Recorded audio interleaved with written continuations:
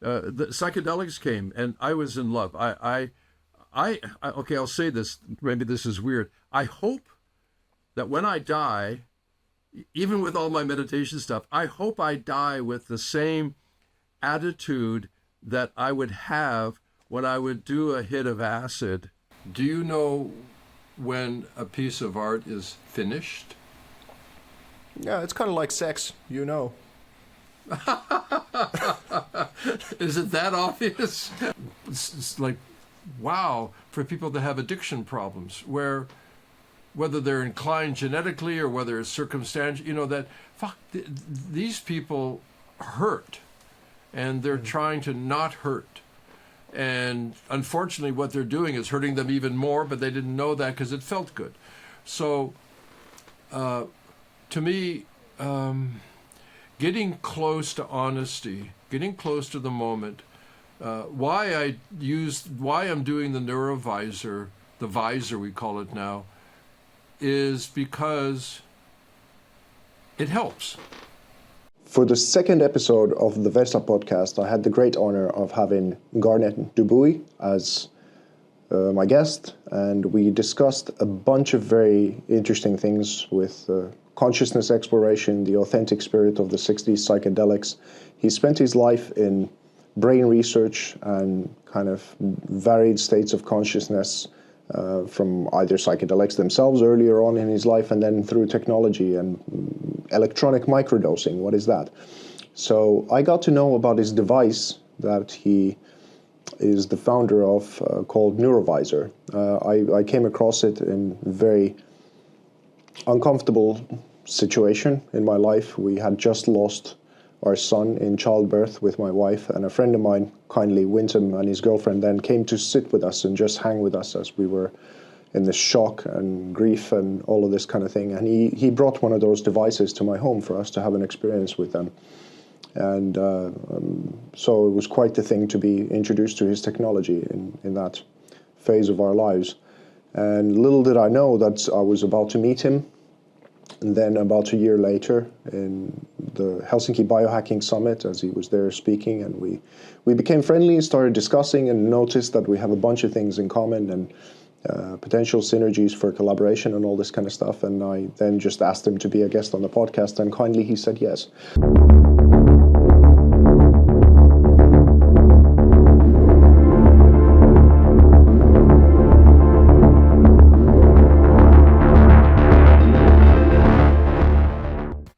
All right, Garnet, super happy to see you. Welcome to the VESA podcast. I can honestly say I'm happy to be here. I look forward to it. We're on sort of I don't know if it's really the opposite side of the planet, but almost. So I'm here in northern Thailand, and you're not. So here we are, the marvels of satellites and digital process. Thank you. Happy to be here, Bessa. Yeah, you got white sand, I've got white snow, so yeah. Well, I'm a mountain forest guy, so I'm up here in the north. Okay. A lot of green and like that, but not too much white sand. Cool. Well, listen, we met at the Helsinki Biohackers Summit. This is maybe about a year and a half ago. I got introduced to your wonderful device, NeuroVizr. And even before we actually met, I got introduced to it through a mutual friend of ours.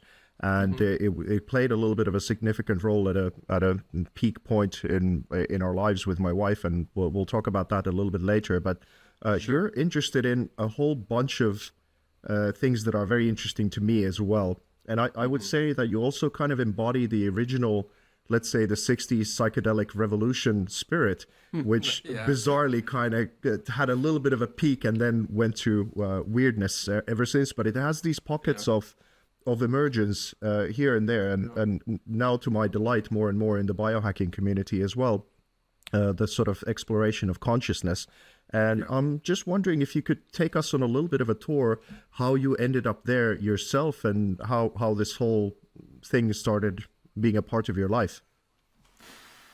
Okay, every time you tell a story, it gets a little bit better. So let me see what version I can come up with this time. Yeah, I'm a little bit older. Contrary to the current very hip bald head look, the there was a delightful introduction into big change. I entered university. I'm a Canadian, French-Canadian farm boy. Entered university first in my family in the late 60s. And if you've ever heard the rumors, yeah, it was pretty much like that. The sex, drugs, rock and roll is the characterization. That's true, but of course it's much more than that. It was a time of profound change. And to have the good fortune of moving into my early maturity, late teens, into the 20s. You think you're all grown up at that time, right? That to come into that at a time of dynamic change was big good fortune, I would say. Big good fortune that there was a wave, there was a cultural wave that was moving, a huge wave, many waves, actually. So when you reflect back onto the time, it's really quite difficult, some say impossible, to describe what it was like because they say that, and this is I work on the brain thing. So in brain change, conventionally, it is accepted that you could only change two things at one time, not more than two, one or two. And that to change that one or two with repeated reinforcement, it takes at least a couple of months for the state changes to come into trait changes. So knowing that neurologically, then maturing into your early 20s, late teens, early 20s, when the prefrontal cortex is still apparently trying to work itself out, when you've got free speech movement, when you've got desegregation, when you've got women's rights, and you've got gay rights, and you have anti-war, and you have all of these things happening, the cultural bedrock seems to be like a trampoline. So where do you anchor yourself? What can you hold on to at that time other than your friends? And you would grab just about anything. And the only evident alternatives, by my experience, which is pretty much of that generation, was the stunning advent of psychedelics at that time, and the interaction with Asian spiritual traditions. So it's a very heady mix of influences that a person would try to integrate. And, I ended up, at the end of university, I went straight living in Isfahan, Iran, in the remarkable traditional oasis city of Persia. And then by the next year in northern India, and initiated with my first teacher, an Indian guru, which is very much typical of the time. I won't go much further because the story is an elaborate one, but the thing that links that time with this time in a very different way is the reappreciation and focus on consciousness, because that was what the time was about. The hippie era in the West was really focusing on an attempt at authenticity. The term a counterculture was born. The human potential movement was born. Now we talk about biohacking, which is, maybe it's my tilt, but I prefer the human potential movement because it's the idea of building and compounding on what is innate. Biohacking sounds like breaking into something and trying to control it, and doesn't quite have shortcuts or all different kinds of things. Yeah, so I have what I think are humorous definitions of biohacking, which I won't risk at this point. I have many friends that are quite evolved in that domain. I don't criticize it. It's just a little bit, to me, the era right now is a little bit of the sequel for me. It's like the what seemed primary at the time. For me, because of having, I had been there. Watching this right now does seem like not a replay, but more like a sequel culturally. And so that gives me advantages and disadvantages because, of course, it gives me a bias. And I have to be cautious because, I think I know what's right, which is foolish. But we all have something that we hold on to. For me, from my earliest childhood memories to this point in time, there's only one thing that's ever remained consistent. A lot of things have come and gone, but it is whatever that is, the attraction, the identification with, I don't know what to call it, the sacred, the mysterious, that thing. We can call it spirituality, which is, I don't even know what that means anymore. And I spent my whole life. Most words have lost their meaning to that degree. Yeah. So to know me, I do my best. I try to be a teacher, a healer, a good guy, a designer, a creator. I characterize myself. Although I naturally have fucked up, numerous times, quite well. I consider that's an important part of the spiritual process. Well, okay, that's a nice argument, but thank you. But anyway, I try to be a good guy. I try to be a good person and do good things. So here I am now, and I think, well, in that sense, nothing has ever really changed. Maybe the vehicle has changed.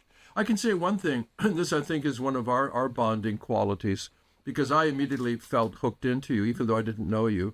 When I saw your examples on screen of your art. And it immediately happened for me. I, being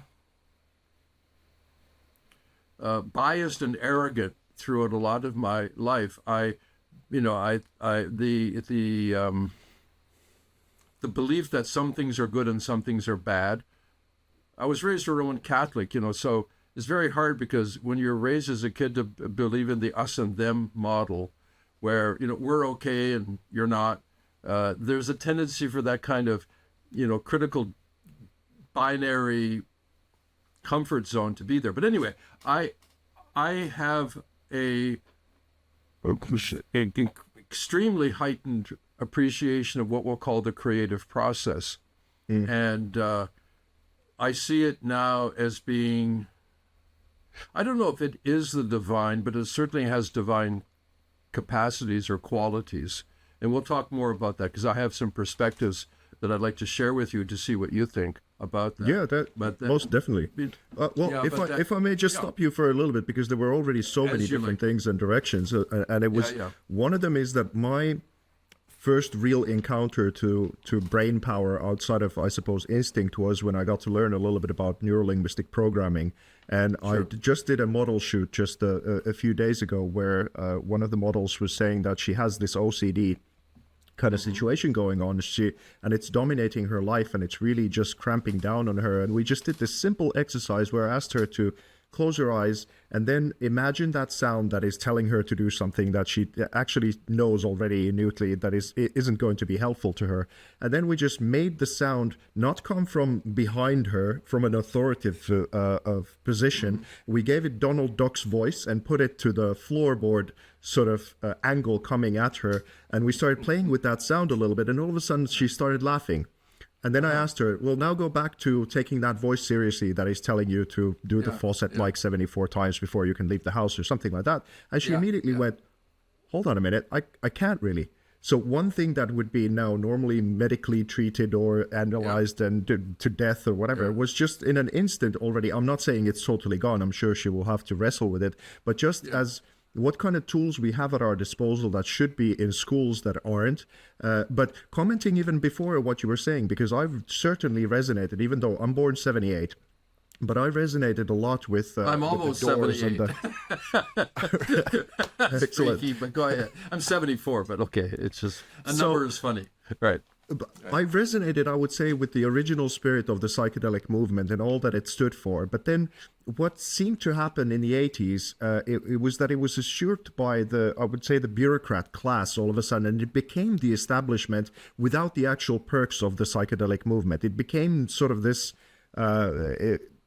ill-bitted machine almost of what's led us to the point of where we are now in the political system. And from that degree, the weird thing in the circulation back is that it seems to me that now if you want to be counterculture, you would believe in God, you would have a family, you would have a monogamous relationship, and you would have these sort of confinements that would have felt when I was a kid restrictions, but all of a sudden they've become a part of something that is of major interest because the world seems to be losing its mind to a certain degree. So my question is, do you feel like, and that's obviously a benefit to being in the East and having been to Dubai and Thailand, and the woke craziness hasn't really reached there yet to the degree that it has in the West. But how do you kind of coincide or parallel those two things with the original kind of movement upward and where it is now? Shit. Let me think about it. It's a big question. And one full of minds as well. Yeah. Well, I think many discoveries go through a romantic period, the honeymoon of whatever it is, and that then the natural challenges of a sustained relationship. Let's say, you meet somebody, you're in love, it's great, all the hormones are pumping, if you reduce it that way. So I think, we tend to romanticize what appears to be changes that could be solutions. We want these things to work because we're having a hard time. So I think it's kind of an inhale, exhale kind of process. And that, call it a swing from conservative to liberal or whatever, that I think that the instability is a lot more normal than we would like it to be. Uncertainty is a lot more common than absolutism. We would like an answer, and sometimes I think, or I say that it's well, I'll make it dramatic. It's impossible to get the right answer from the wrong question, and or like, what kind of view do we have? We'd like to imagine, a golden age, or we would like to imagine when life is all in balance and harmony.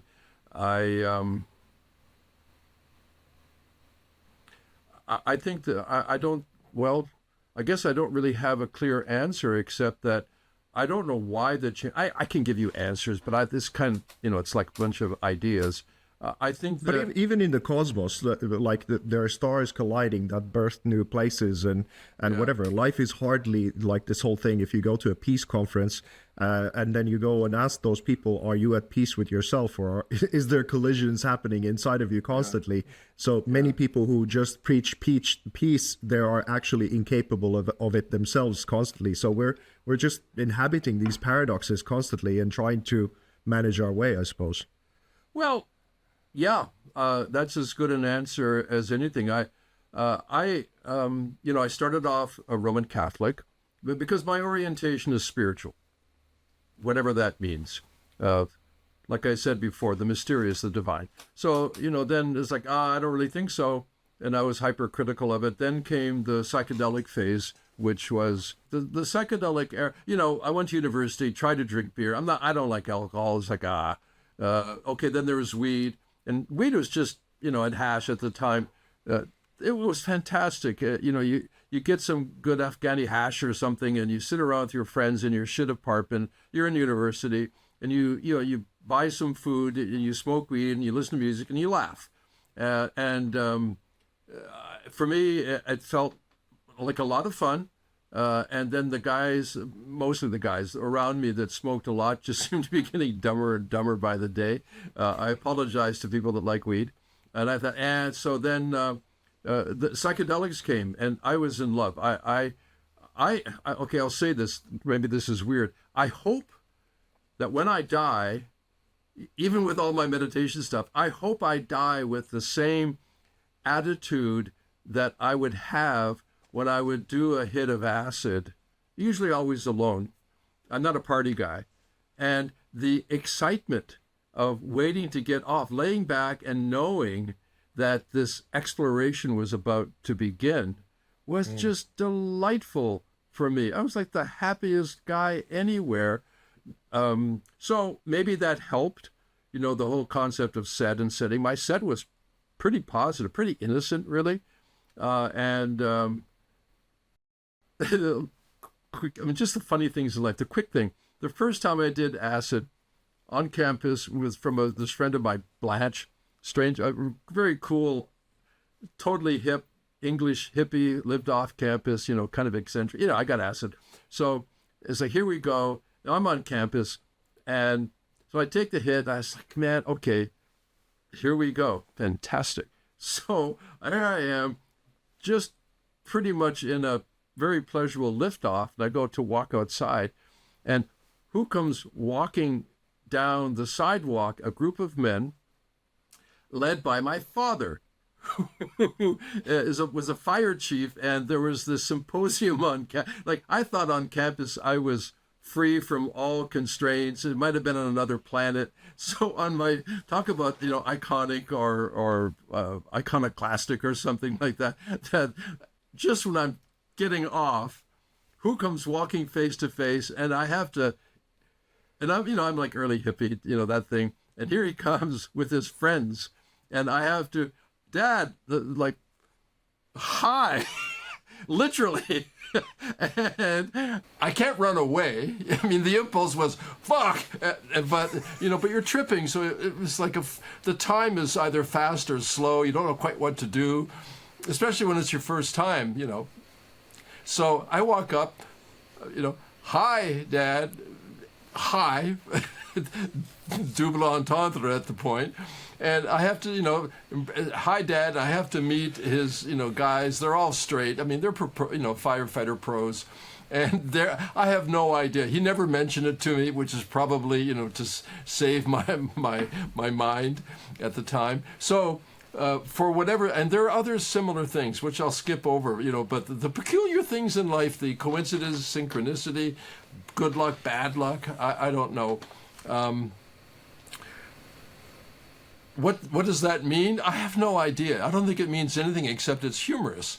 In hindsight, it's humorous, you know. But there's also that thing, is like the whole the nature of reality, I suppose, is that some of those things that I've experienced in psychedelics have felt more real than some of the real in this world, in this kind of problem-solving consciousness that what we have. But the juxtaposition being that the brutal nature of where we are in these physical bodies and the world that we need to inhabit, where a lion devours a gazelle type of situation, or whatever mountain crumples on top of your head, doesn't really get influenced by these experiences at all. But if you don't have any of these psychedelic kind of out-of-body experiences, or kind of spiritual anchor of sorts, where you don't take this body, and despite the brutality of our experiences here, if you don't have any oxygen that can be breathing space for that thing, I don't think you will be able to die well. I don't think you will be able to have much courage in life as either, because you're so protective of the physical shell, as opposed to going on the adventure, which might have brutal kind of things happen to you no matter what you do with your consciousness. So I think it's a beautiful example of that, is that, you know, all of a sudden you think that you're in utopia and you're having the best time of your life, and then you get directly juxtaposed by that. And I suppose that's the piece that we all have to do with this world. I'll tell you another story on that theme. When I lost my virginity, you know, Roman Catholic, it was basically impossible to get anything going on the circle of friends I had, because I went to a religious school, you know, nuns and the whole thing. So university, and there was this party at a frat house. I was never a frat, but, you know, before the hair grew long enough, you could get in the door. So I'm there, there's a big party, and there's a downstairs, and it's jammed with people, and everybody's drinking. So I I bump into this, at that time older woman, which is like 2 years older than me, and apparently she was, I don't know, she was willing. I don't know exactly how it happened. I know her name, but I won't say it. Anyway, it's like fantastic. Let's go upstairs in the bedroom where they have all the all the bunk beds and all the coats are there and everything. So we get there, and I'm thinking, there, despite Roman Catholicism, there is a God, because I'm about to get laid for the first time in my life. So there we are, and it was, speaking of brutal, but anyway, she was very kind. And so we're there, very typical missionary, I'm on top. And it's happening enough to know that it's happened, but just at that same time, I feel a hand, a big hand, but a gentle hand holding my ankle. Okay. There was nobody else in the room. And so I feel this, I sort of like pause, and then I hear this voice, very deep voice, very kind voice. And the voice said, "I'm sorry, son, but this is a bust." The police had come to break up the frat party, right? Because there are all of these underage drinkers and the whole thing. And this big cop had come upstairs, opened the door, and he sees this young guy, getting laid. He didn't know for the first time, but it was. And this, this big hand, but gentle hand. It wasn't like, but it was there. And then this voice. It's such an empathic voice. Well, you would have at that point. I mean, he can relate. He said, I'm sorry, son. Son, not like you little bastard. I'm sorry, son, but this is a bust." Well, I'll tell you, so it's like there's this definition that is emerging, and this is from Jordan Peterson, that he said he's writing a book apparently called "Those Who Wrestle with God," and apparently this is what Israel means. I'm none the wiser of that whole thing, but the Sure. idea of faith being something that essentially means that you wrestle with this kind of personal God or cosmos or this kind of thing, because you from there you go from there is a God to fuck you, essentially, in a super kind of progressive this kind of way. So, but I'll just tell you my story. I was at a camping area. I'm 13 years old, and it's my friend's parents. They have a caravan thing, and we go there. This is your first acid or your first lay? First lay. At 13. God damn yeah. it. I don't want to hear it. You're like, I had to wait too many years, but all right, go ahead. You're not a Catholic, obviously. Right. Well, it's Okay. it was such a, but it's a little bit similar. So what happens is that it's the midsummer party. It's in Finland, that's a big thing, and everyone gets together and drinks and has bonfires and whatever. So we're at this camping area, and we're starting to, my friend is a year older, so he's 14, so both of us are just starting to get drunk during the day, and his parents are there. They're pretty chill. I mean, we were able to wrangle it, so. And then towards the evening, we're there at the sort of early evening by these rocks. And then there's these that I later get to know, a 17-year-old girl. And she's a little bit hammered, and I'm a bit hammered. And I don't know how I managed to kind of convince her to be a part of this thing. But so it was, and I found myself in her tent. And, just really, that was a good kind of thing. And then I was able to even emerge from that tent so that her friends were around that were significantly older, as I, a 13-year-old boy, crawl out of this tent and kind of with this hooray type of situation. And all her friends are looking at her and me and going like, what the hell is going on over here? But then I did get an STD from her directly from the first encounter. So, It wasn't her first time at the rodeo. No, it seems so. But this hero moment turned into a bit of a thing, because then I had to go to the doctor, my 13-year-old self. And there's this, slightly older doctor who's just looking at me like, I'm not angry, I'm disappointed, disappointed, but a little bit angry and still more disappointed. Yeah. And I just remember the excruciating moment of just having to be grilled by this guy a little bit and feeling like I do deserve it. So your version is, I'm sorry, son, but this is an STD. Yeah, I got introduced to the repercussions very fast. Well, and here we are,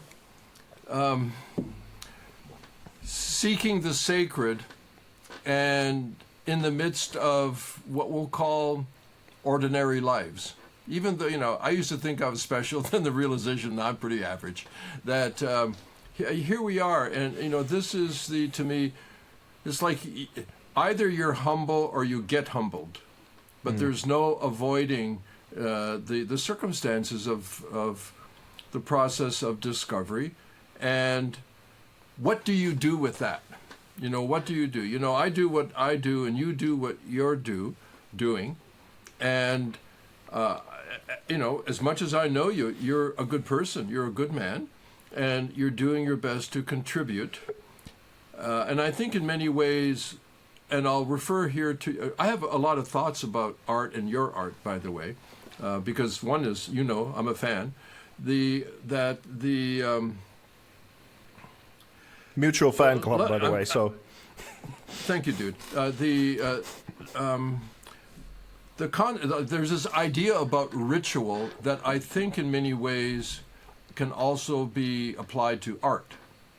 And I'd heard that ritual this may not be exactly true, it's kind of an analogy or metaphor, but that ritual is an attempt to make the invisible visible. Or even something inner science, I suppose. Something like that. And when what I expect, and I'd like you to tell me more, that your urge, the call, the feeling of making art, that I think that metaphoric definition might apply, that it's an attempt to make the invisible visible in a manner that makes a connection. Because if it, I don't know, it's something like that. I'm quite intrigued. Well, consciousness itself is the only thing to me that is interesting. Everything else is kind of not the same. And how you dance with your own experience of being an artist, to be a creative, that you pull things out of the etheric quality of feeling and consciousness, and you actualize it so that other people like me can experience it in some way. Yeah, very, very much so. And it means a lot that, first of all, you resonated with it, and thank you for the kind words. But it's become increasingly rare, I would say, to my surprise, that people would kind of, to my feeling at least, sense what is actually there, what is being communicated. And something happened from the year 2000 forward, and the new generations that we now have these three-dimensional worlds that we can build in the metaverse and everything, but sort of emotionally and philosophically, it's become flatland. So there's been a little bit of a reversal of some of those roles. But I'll tell you, and this might sound a little bit high and mighty, but it does speak to how I solved the problem of creativity.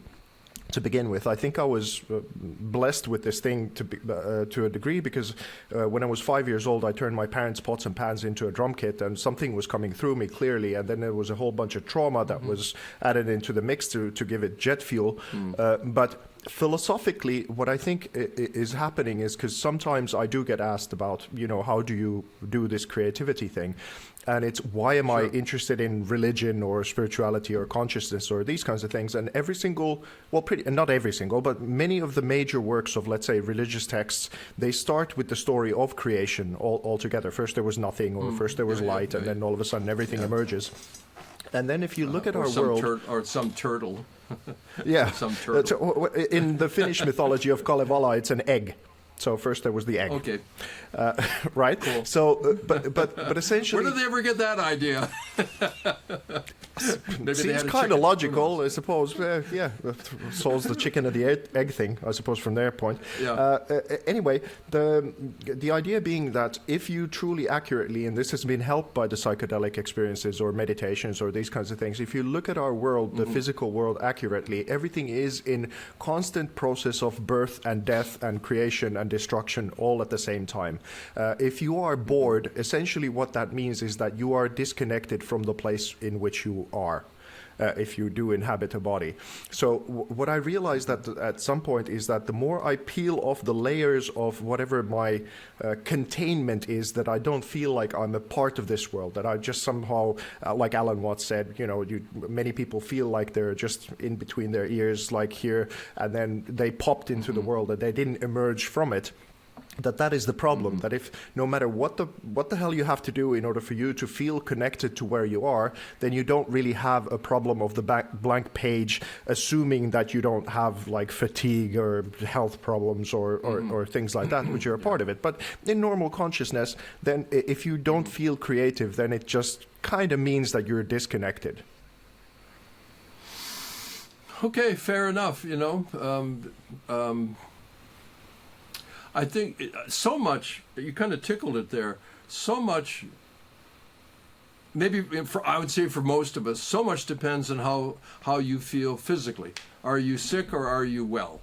You know, that when you're well, it's so, it's left foot, right foot. You keep on going. And sometimes it's like any philosophy in a storm, to twist any port in a storm for a ship. Depending on kind of how you feel. When I was going through my second divorce, I never thought I'd have my marriages numbered, but that it was real rough. It was really rough. Like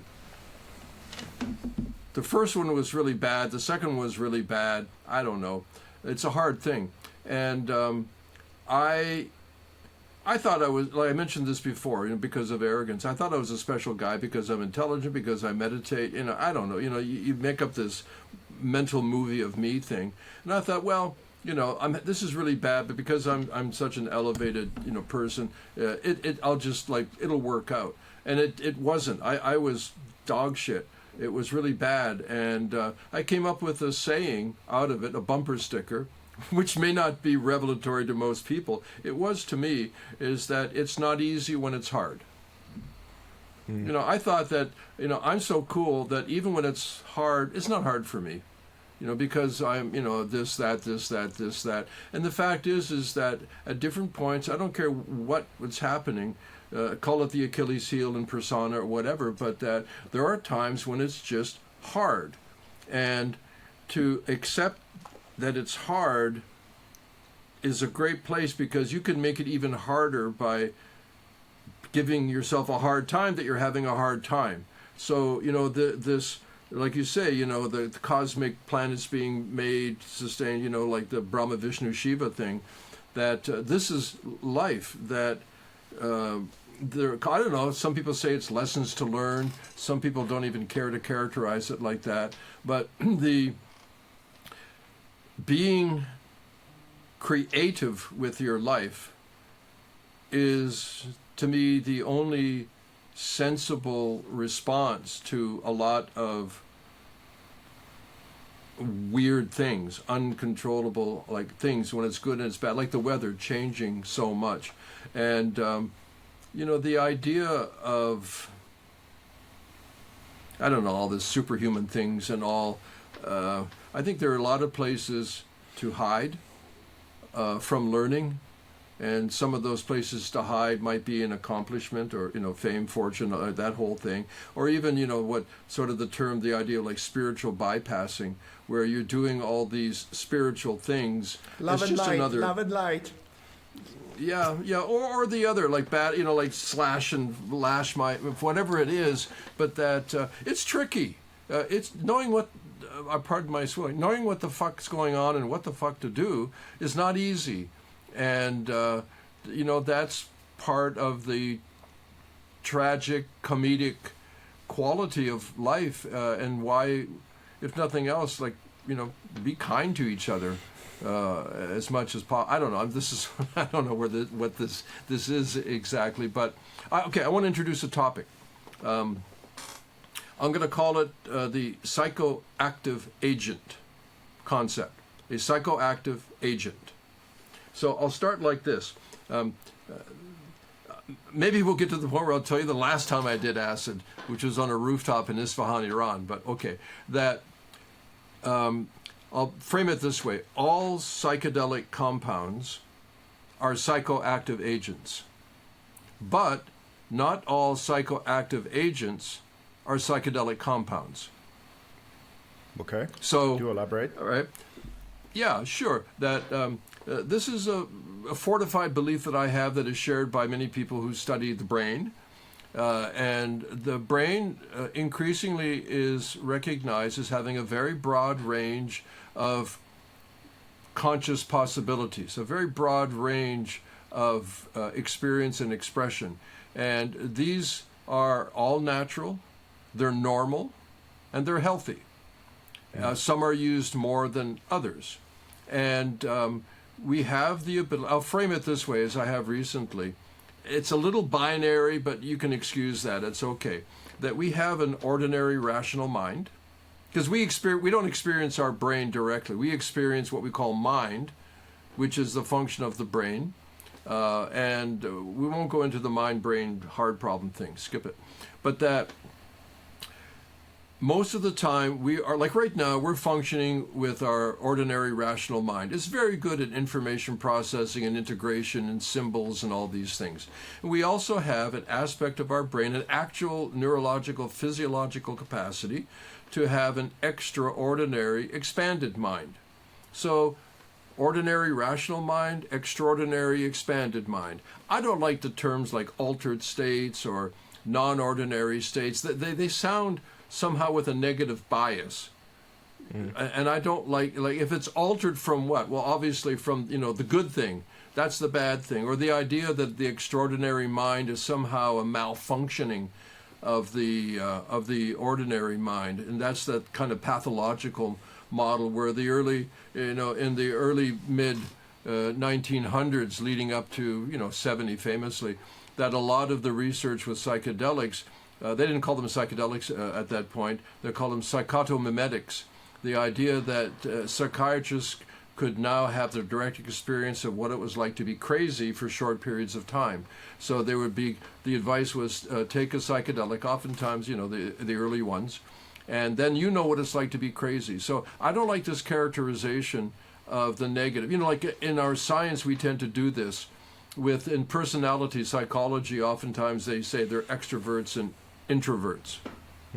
And the definition of extrovert is they're social. And the introvert, antisocial. Well, antisocial is not a definition. It's the negative of another term. So this idea of the culturally preferred state, extroverts are rewarded. Introverts are not rewarded. I'm sorry, that's kind of the way our society works. So I don't like to do that. Sorry to interrupt, Yep. but doesn't it make sense from the sense of what I kind of just said earlier about the different, when you're in your problem-solving consciousness, assuming there's a village and then all of a sudden everyone's high on some strange mushroom and there's another village that decides to come and take all the women and resources, then it's not very useful to be super high on mushrooms. Or then if it's a tiger in the bushes and then you're just sort of in La La Land. So I think there's a natural progression to this problem-solving consciousness to have the first layer of protection like this. And of course, we don't really have to be there all the time if we have these, call it safe spaces to be that. But it is a privilege to have that kind of exploration to begin with. And then, of course, there's the other aspect is that if you don't have your mind expanded, then you're much easier to control from top down also. So those two things kind of compressed is... I don't know. That's a little comic book to me, meaning kind of like iconic symbols and concepts. The whole village is high on mushrooms and somebody comes and beats you up. I don't know. I don't know about that story. I don't disagree with you. I just don't know. To me, it seems a bit extreme. What I do feel comfortable with is the fact that the brain has a range of operational modes, and that there are sets of problems that are very linear in cause and effect, and the rational mind, the neocortex, does a very good job with that. And then there are times, like in mathematics, I'm no mathematician, believe me, but in a formula, when you have 3 or more variables, you cannot solve it in a linear fashion. You have to go nonlinear, and you don't work with certainty, you work with probability. We have an aspect in our brain that can shift into nonlinearity, multi-factored information processing that is irrational by definition, but highly successful at information processing at a higher level of dimension. And you can't explain it because it's not really the realm of symbolic words. The reason we don't spend a lot of time there is the one that you said. It's not practical in a three-dimensional problem-solving world, but it's highly practical when you enter into levels of existential meaning and purpose where you can't think your way out of that. You can, like I say sometimes, there are problems that you can't think your way out of, but you can feel your way into the solutions. And our brain has that ability. Now, what I'm saying in a roundabout way is I work with a principle called the psychoactive agent. That a psychoactive agent is some kind of stimulation that will activate a shift in the brain-mind processing. It's psychoactive. It's an agent. Acid is such an agent that has certain characteristics. I believe, for example, that art can also serve as a psychoactive agent. That when you experience art of a certain type to a certain person, it will cause a shift in information processing that is sometimes almost impossible to explain, but you feel different because of your experience of the art. So to me, when you go and you spend time in the extraordinary expanded mind, which has a range, just like the rational mind has a range, that when you move out of that and back into the rational mind, the facts of your life are pretty much the same, but your feeling about the facts have changed, have shifted somehow. That the art I'm using here, and this I believe, that not only the art, but the artist, that you are in your embodiment a psychoactive agent. Yeah, and that definitely, because you're a disruptor, you're a mind opener, you're a feeling explorer. And when my brain encountered, even on a laptop screen, some samples of your art, something shifted in me. Something shifted. There was a state shift. And to me, that is a proving, maybe not, blast off with acid. That's not the issue of degree. It's the issue of actuality, that our life is filled with psychoactive agency so that we are not stuck only in a rational, linear, problem-solving mind, that we have the ability to spend time in that extraordinary expanded state. Now, this goes into deep brain theory. The thing is, the brain itself, it's an organ, it's physical. So we don't have to say, is there a mind or not? Is there a brain? Yes, there is. So the brain as an organ consumes around 20% of our entire somatic metabolic energy. It is a resource consumption device that operates at very high levels of energy transformation. Inside the brain, there's always competition for that resource. I'll give the quick example. There's only so much blood in your body and my body. So we have to have the blood move according to the functions. Skeletal muscles, digestive organs. The blood has to be shared throughout the body. In the brain, the energetic metabolic resources have to be shared. And to move into an expanded, extraordinary state is a very high energy expended state. The brain prefers to not stay there too long because it's so expensive. But the expense is worth it because of the information processing that takes place at these complex levels of interactions. And we can see it now in fMRIs when a person does psilocybin or whatever, even meditators at high levels. You can see the change happen, and these connections take place that the ordinary mind doesn't permit. Like Huxley said, our brain is a set of reducing valves. And every once in a while we just open the tap, but we can't keep it flowing too hard for too long. So I think our life is filled with psychoactive agency. I think one of the innate psychedelic agents, to use that word now as a blend, one of the innate psychoactive agents, I think it's really psychedelic, is humor. Humor, when you laugh your ass off, that is not your ordinary rational mind. No, you flip into this ironic parallel universe. You know, the definition of humor is a benign violation of expectation. You know, you set it up, and then the punchline takes it's a surprise. I don't know if there's a movie, an old French movie from the early 80s, Quest for Fire. I love the movie. I saw it with a doll girlfriend, Francine, and we were ripped on fantastic weed. That might have influenced it. But I watched it recently again. And it's a caveman thing, Quest for Fire. They didn't know how to make fire. But the point is, there are two scenes in the movie where because they're different subspecies, an advanced species and a dumbass one, and even more dumbass. And there was this moment, the discovery of humor. The advanced chick, one of the dumb guys is there, and a rock falls and hits him on the head, and she laughs. Hey, she starts laughing, and these guys are all freaked out. They don't know what, they can't get, what's laughter? What is this thing? And later on in the movie, they get it, and the thing hits in the head, and they and what the hell is humor? What the hell? I mean, to me, it's an inborn psychedelic, psychoactive agency that flips us out of linear. I mean, when you especially if you're like ha funny, but if you get full on funny, belly laughing funny, what happens?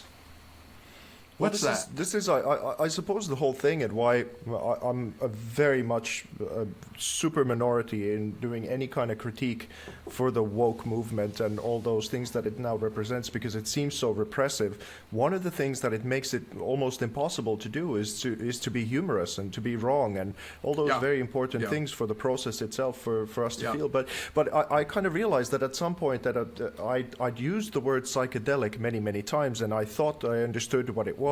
But then I hadn't actually ever gone into the etymology of the words, which I do believe are to reveal the soul, essentially, is what psychedelic means. So therefore, many of the tools, no matter what it is, if it's like plant medicine, as they call it, or whether it's humor or art or your NeuroVizr device or whatever it is. But maybe this is a little bit of a bridge to talk a little bit about your device, because even before I knew who you were or we hadn't met, we had this catastrophic event, and this goes to the juxtaposition of brutal and consciousness again. We had this very unfortunate event happen with my wife where we lost our son in childbirth. And I'll tell you a little bit about how the actual nuts and bolts of what happened is that we went to the hospital after 24 hours of labor, and we just happened to encounter, unfortunately, this quite arrogant and flippant nurse who was there to greet us and did the initial examination and everything, and then just said, you're not ready yet, go back home. And we were first time doing this and didn't really know what to do. And I even asked her, because I did notice that her attitude wasn't really the best. And I was like, well, how do I know when we should come back? And she just said, well, how do I? Well, no one knows when you're going to give birth, but you're not ready yet, so go back home. Yeah. Whoa. So, and this is meant to be one of the best hospitals to do this in the world. So Okay. we come back home, and then it's 48 hours after this, and I'm really starting to be concerned because my wife was not in a good state at all anymore after that, and but she didn't want to go back to the hospital before it was time, because the last thing she wanted was to be turned back again, and this kind of a situation. But then my ex-girlfriend, actually, who knew of the situation, said that now VESA, take her in, period. And in we go, Yes. and I already remember that there was a mood in the taxi as we're going in that something is not right. And lo and behold, then we learned that my son doesn't have a pulse anymore when we get in there, and that's quite the ordeal.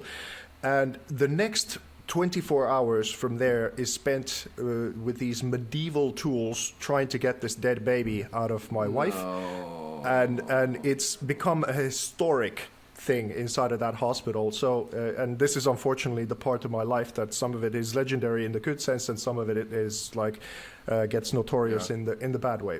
Regardless, we're not long out of this process, kind of trying to recover any sense of the world, as we're kind of trying to reconfigure our lives after this event. And it is a friend of mine, Wintham, who is this very super character as well. I'm not sure if you've met him, but he's Ethiopian. I don't recall. Ethiopian. Anyway, he had the NeuroVizr device, and he came to our home, and he gave both me and my wife this experience of what it was like, because they compassionately came to sit with us with his girlfriend and just spend some time despite this That's very heartbreak, awful man. situation. But this is how I got introduced to your device, and I do remember Lotta going through this thing of how emotionally moving it was to get this experience, and it was a little bit of a relief during a time of super distress. And that's how I got to know about your device. And then once we kind of met and I resonated with everything that you were saying, it was just like, oh, very cool, and we started talking. But that's again an important tool at our disposal that can help in very real situations to kind of alleviate some of the horrors that we might have to go through. But so being the bridge, just as a personal experience, and I would love to know much more about it, because I do have trouble sleeping, and I know that there's programs that help with that and whatever, and I'll buy it eventually. So can you talk about what led to the invention of this device for you? Wow.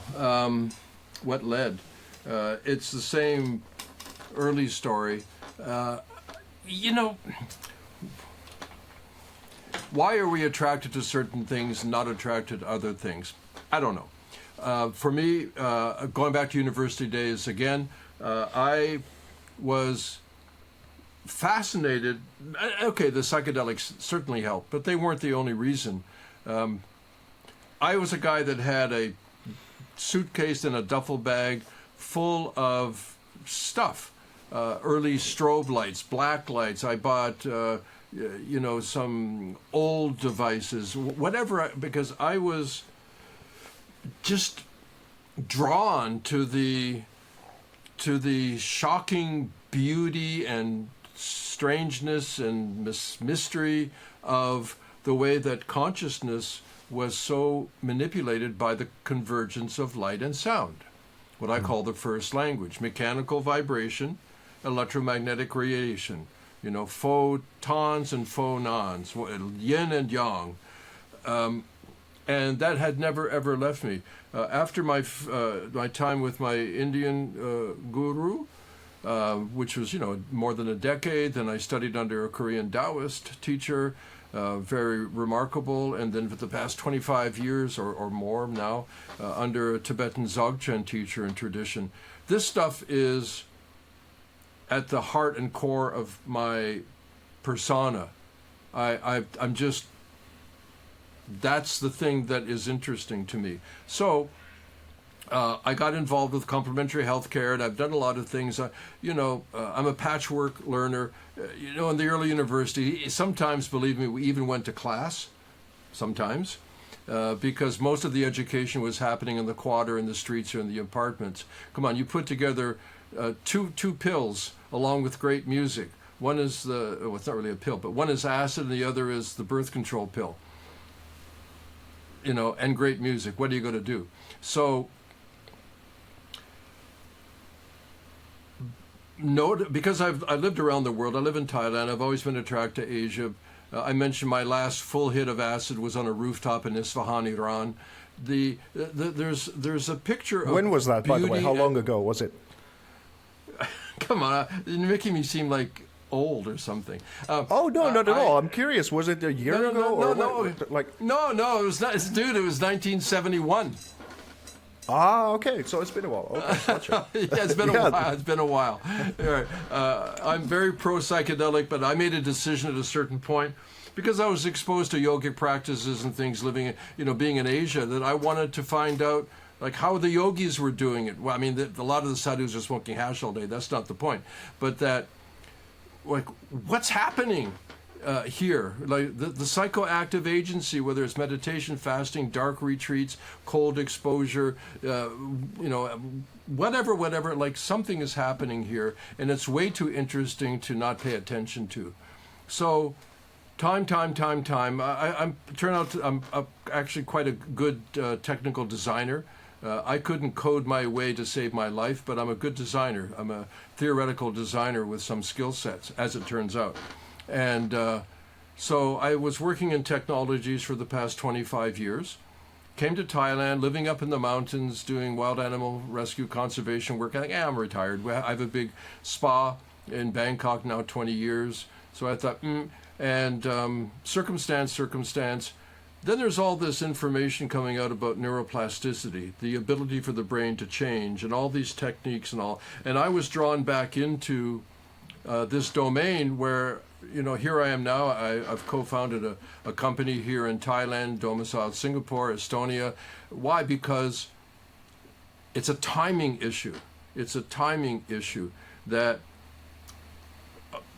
we've been able to make music for as long as humans know. The first instrument is the voice. The second was probably percussion of some sort.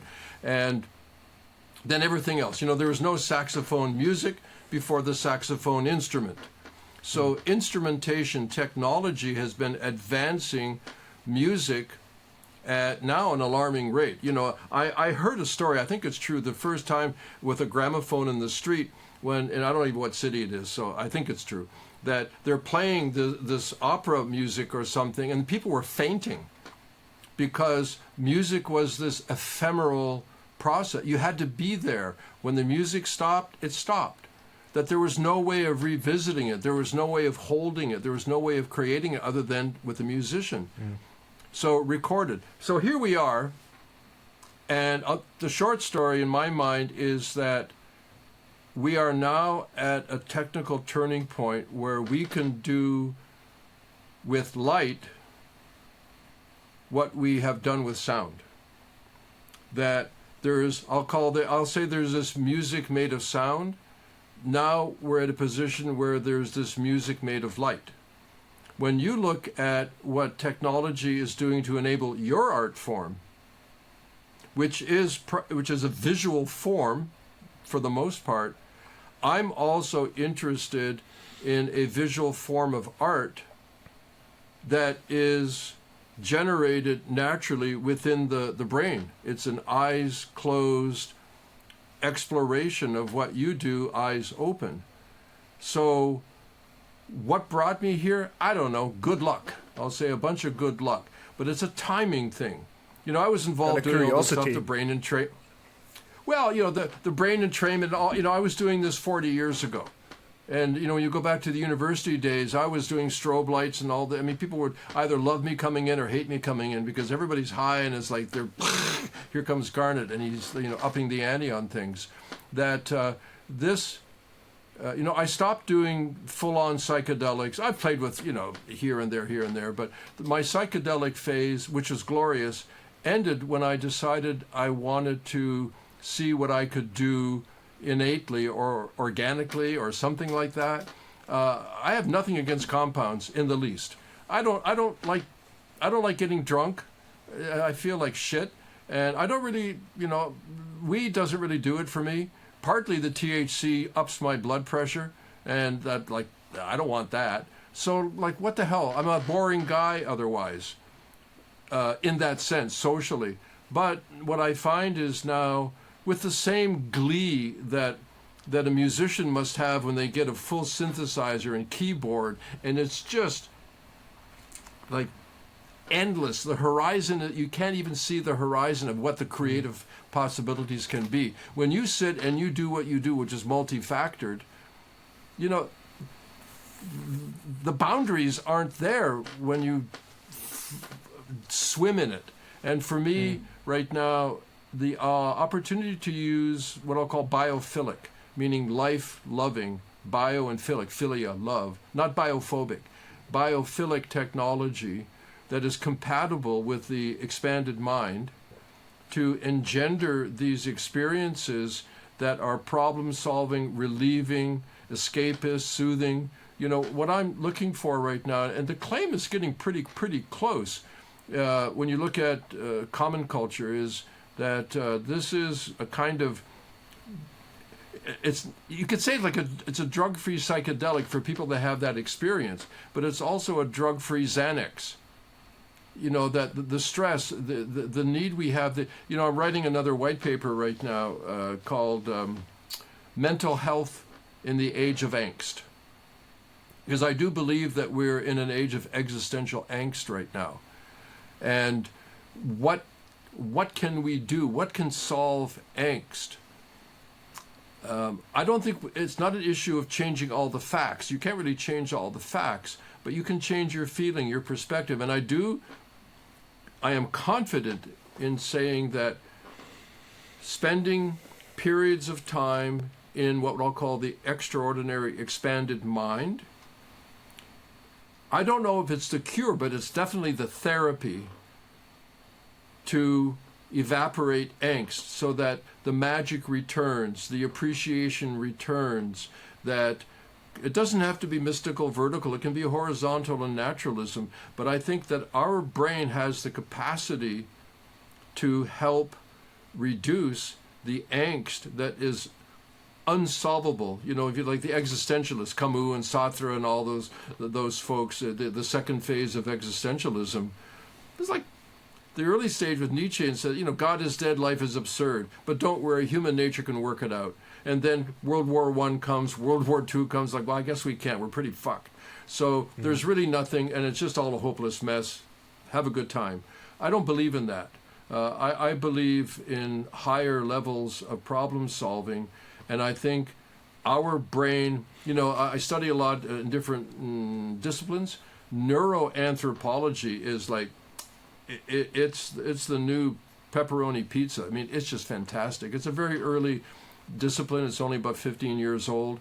Looking at anthropological processes from a neurological point of view, it's kind of like running parallel to neurotheology, but more anthropological. And they say, with a degree of confidence, that they believe, I love the term, that there are these neuro-gnostic structures in the brain, Gnostic like Gnosticism, knowledge, high knowledge, that we have a neuro-Gnostic structure aspect in the brain that is capable of working, like again, back to Huxley, when you open up the reducing valves. You could talk about the reticular activating system, you can talk about the thalamus. There are these neurological systems and structures in the brain that reduce the flow of stimulation down, down, down. But they have the capacity of opening up for relatively short periods of time. And that's like a good belly laugh, that's like a great hit of acid, that's like a great orgasm, that's like great art, that's like great meditation, that's like a great cold plunge, all of these things that our brain has that ability for relatively short, but how do you feel about this whole thing? Because it was like, many people say that the more you focus on yourself, the more you get misery. And then there's the second thing, which is, I suppose, the modern scientific paradigm often is that the brain is the generator as opposed to the antenna. And the more, like when I started going on stages to speak, I realized that the less I have the attention on myself and more on the audience, the better I felt. And the more that I started thinking of my brain as something that is a device for me to receive as opposed to generate, again, the healthier that I felt. And And Yeah, like now cool. there's these people like the advisor to World Economic Forum, the Noel Havari, and he's considered like this great intellectual, and he doesn't understand that there's any substructure to stories. He just thinks that everything is a story and manipulative, and there's really no innate human rights. He's just a materialist, reductionist, crazy person, and these stories are going about through the kind of evolution of the scientific process. I'll get to the point very soon. It's essentially that for me it was very important to have... Take your time, dude. Slow down. I'll listen to you. Take your time. I had a great advancements with my psychedelic the first experiences, and they opened up my mind. My last mushroom trip was about 3 or 4 years ago now. And it was such a whopper that I realized that I have to melt this a long time in order for me to be able to integrate what the advice was or the learnings were into my real life. And it's only now, after this long period of time, that I start to feel like maybe I'd be ready at some point. But it's not really been necessary. And one of the mitigating things has been these things. It's essentially just these prayer beads and going through chanting the holy name time and time again, maybe in voice or just in my head, and I go through these beads and just repeat this, and I get to the same state that it's not like a sort of whammy in the back of the head like a psychedelic launch-off is, but it's a steady drip of the same consciousness that keeps me connected to something that keeps advising my day-to-day life in this kind of way, because it's kind of unsustainable or ill-advised to do something that is a psychotropic all the time, to do these things, but it probably doesn't tax you in a similar sense to have NeuroVizr experiences, and it doesn't tax you certainly to do these sort of internal bead type situations. So would you agree with that it's a more sustainable way of doing it, and of course legal anywhere where you go? Well, yeah, I mean, there are like 7 launch points in what you just talked about. I'll go back to the brain. By the way, I'm not a materialist. I gave up that discussion a long time ago. Like, I don't understand this dichotomy, because we know that matter is not material. We already know that our brain is made up of molecules with atoms. Atoms are 99% space, and there aren't little marbles going around the nucleus. These are probability excited states.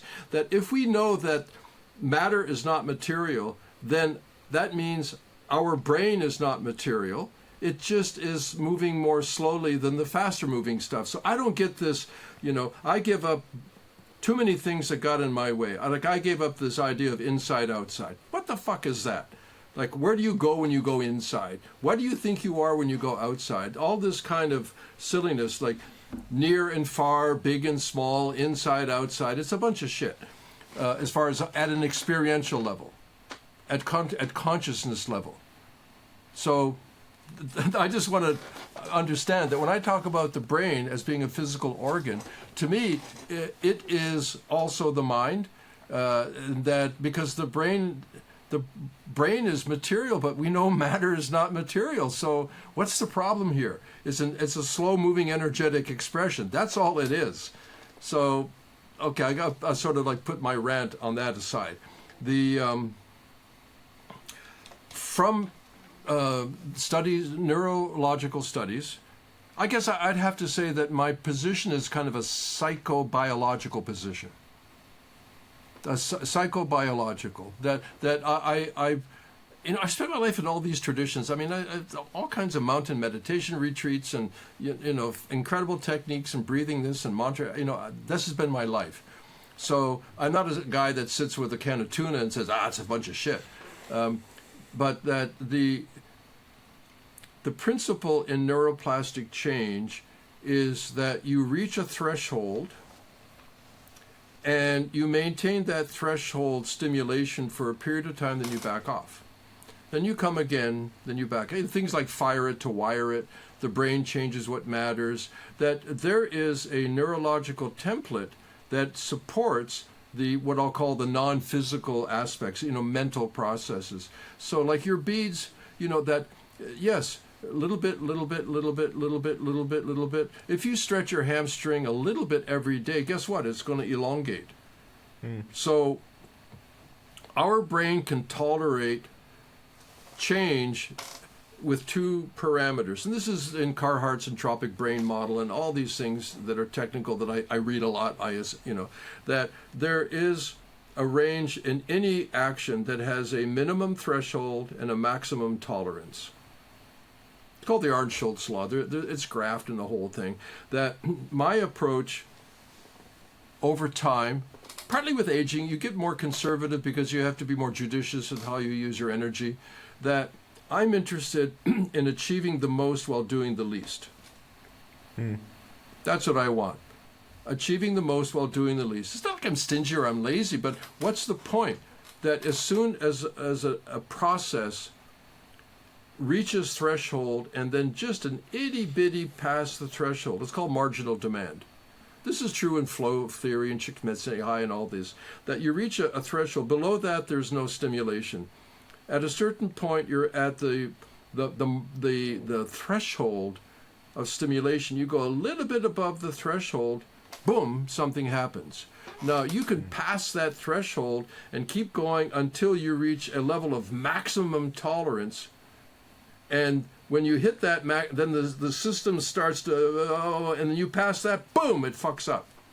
So with psychedelics, there's the risk of matching maximum tolerance far beyond minimum threshold. So, the whole thing of, microdosing, I think microdosing is a very easy concept to understand as a brain priming process, using minimal psychoactive agency to create ongoing manageable neuroplastic change. I've written articles of this. It's in Biohackers Magazine and a lot of places, that the looking at, I'll go back to that term again because it's useful to me, a psychoactive agent. Some are very quick acting, some are slow acting, some have high impact, some have low impact. Some are rather enduring, some are rather short-lived. There are lots of different psychoactive agents in life. And choosing them judiciously to match your body type, your mental acuity, the stress levels, the responsibilities that you have in life, what you're trying to achieve, that we have to know that, first of all, the extraordinary expanded mind is enabled by physical capacities, physical structures. We're made for this. We're made for it. It's not a pathology. Another saying, just because a state is uncommon doesn't make it abnormal. I'll repeat it. Just because a state is uncommon does not make it abnormal. Yeah. And you know what it's like, the ebb and flows. Yeah. Totally, I get it. But and this is, I just have this feeling that I'd like to tell this story because I don't think I've ever told it, at least in a podcast to begin with. Wow. But it's something Go that. for it. I did a bunch of things, from the psychedelics to the NLP courses. I even got educated in this energy kind of the aura transformation thing. I did a whole bunch of stuff just to explore and whatever. And I had this adverse, I would say, a very anti-authoritarian kind of stance. I hate being told what to do. I don't trust authority figures very easy. There's many of these things. That's why I like you. That's why I like you. Okay. All right. There's a little bit of a theme going on there, and that of course has been a conversation, because I do feel like to a degree I've always had a conversation with God. It's been either you bastard there in the sky, or then please, the begging, praising, all that kind of stuff, or then a more stable sort of connection thing or whatever. But I've never really liked the idea of a personalized God, because that's the ultimate Orwellian, I suppose, thing, and we all know who we are. We're not saints on the inside, and not always even in our deeds. But the long and the short of it is that I went on this meditation course with, this is in 2014 or something like that. It's by this very far out guy called Drunvalo Melchizedek, and he wrote these books called The Ancient Secret of the Flower of Life and this kind of thing, and they're about as out there as it gets. And essentially, there was this one lady who does a course by that guy in Helsinki, an opening of the illuminated heart or something like that. And it teaches you this meditation technique and everything. And I'm not sure if I grasped it entirely, if it was my thing, but it certainly was helpful, and it was an opening experience. But at that time, I just met my then-to-be wife. And I had this intuition that it would be important for her to go and do it, because somehow I felt like this is going to be more for her than it is for me. And a little bit after that course, we moved to London. And it was a really, really miserable time. We had no money whatsoever. Doors weren't opening here in Finland, hence why we left. And it wasn't opening in London either. We were living in this bike shed with mold, and it was fucking misery to the teeth. And essentially, by this time, all of a sudden, her meditations, after this course, her meditations really opened up. And they became these sort of epic Lord of the Rings style things where she would just come out of it and tell me a whole epic movie of what just had happened with all the things that she got connected and the worlds that she inhabited. And she came out of one of these meditations and started Googling, who is Lakshmi? And she didn't know that at all, but she was training at a gym. She was training at a gym, and there was an Indian lady there, and she had told her this story that, I just Googled Lakshmi and this and thing, and her eyes went wide open. It's like, do you not know what, and this kind of thing. And she connected to these worlds, and she advised me how to do a couple of artworks. One was of Lakshmi, and one was of Ganesh, and what these inhabiting worlds were. And then, long and the short of it, again, in 2020 early, COVID hits, and we realized that London is becoming even a worse shithole than it is, that we need to get the hell out of there as soon as possible. And we planned our escape, then we managed to come back to Finland. And my wife didn't tell me this at all, but in her meditation, she started to then, guided by Lakshmi, to connect to Krishna, because Krishna is Lakshmi's husband. And that's where the root kind of cause goes. And she had done this sort of promise that when we were coming out of London under the pandemic or whatever, that if this goes well and we get to come home, she starts to go to the temple and connect more to this tradition and everything. And before we actually came here, we watched the documentary on Netflix. I don't know if you've seen it, called Wild Country, Wild Country or something like that, which is the Osho. That's all right. Listen, that's my era. I can tell you mucho about many wild country. Sure. Let me just. I'm almost at the end of the story. So essentially, how I got connected to this. How I got connected to this whole story is that all of a sudden she starts going to the temple and just said, I'm connected to this thing, I want to go to the temple and everything. And we just watched the disaster that was the Osho sort of cult. And I'm not faulting Osho for all of it, but at all. I think he was a brilliant, brilliant man. But all the social things that happened around it, let's say, were quite disastrous. Yeah. So my initial thought is like... Yeah. So I'm like, okay, so she's not, which fucking cult has she now joined, and whose dick is being sucked behind the doors and whatever. Yeah. So I'm just assuming, okay, this is another ordeal that I now have to deal with. So I start going to the temple and connect, just initially to go and see if she was safe and what's going on in this place, and because I just associated with potentially something harmless and people giving cookies and this kind of thing.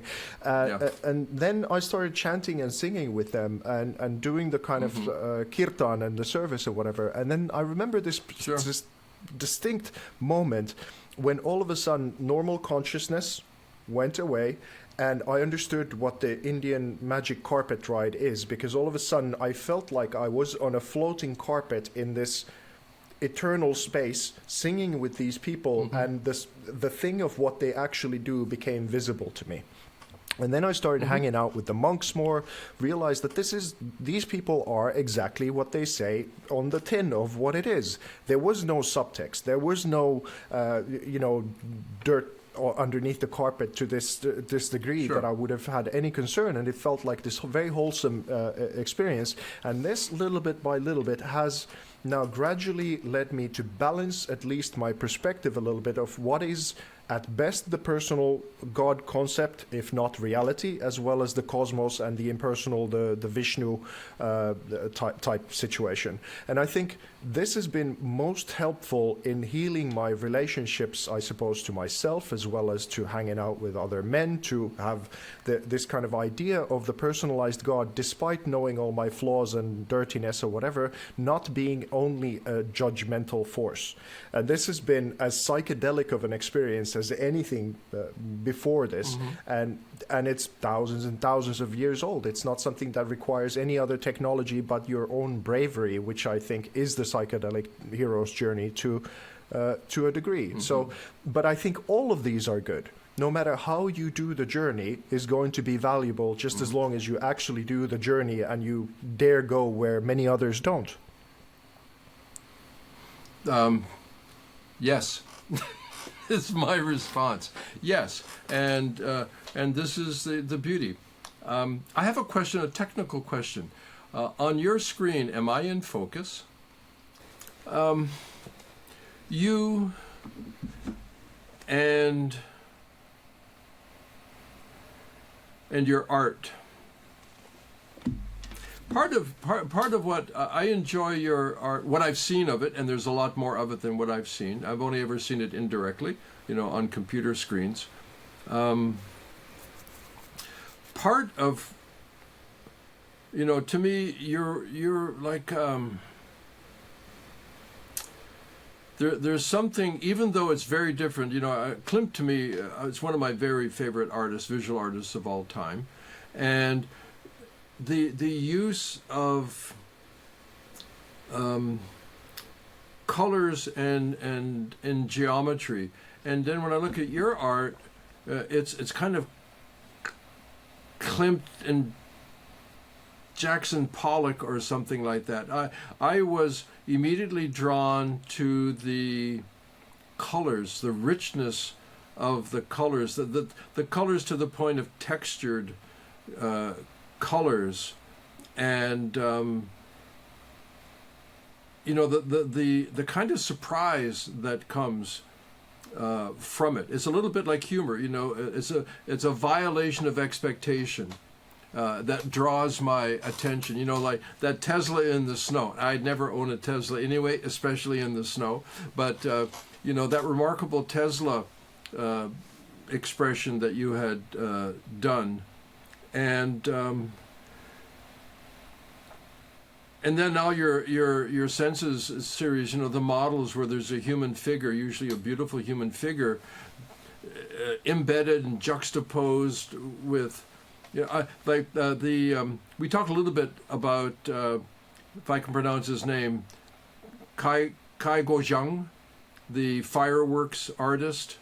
Oh yeah. And I'm amazed by his, so much of his work, because he does realism and stuffed animals and everything. But one of the things that captivated me by one of his projects, where he was using a barge and daytime. You're going out of focus again, by the way. So I don't know. Don't worry about the technology. Just okay, cool. Let's just keep at it. Anyway, that fireworks, nighttime, colors in the sky, the whole thing, which is I think a simulation of what goes on inside the head that we like. But that when he used daytime and he was shooting up these biodegradable organic dyes in the daytime, so you have these. He was making cloud formations and then would shoot light fireworks into it. The transitory nature of it was captivating. The way that he lays out massive canvases and it's all these explosives and then covers it with cardboard and bricks and then to see on canvas an imprint of a natural process.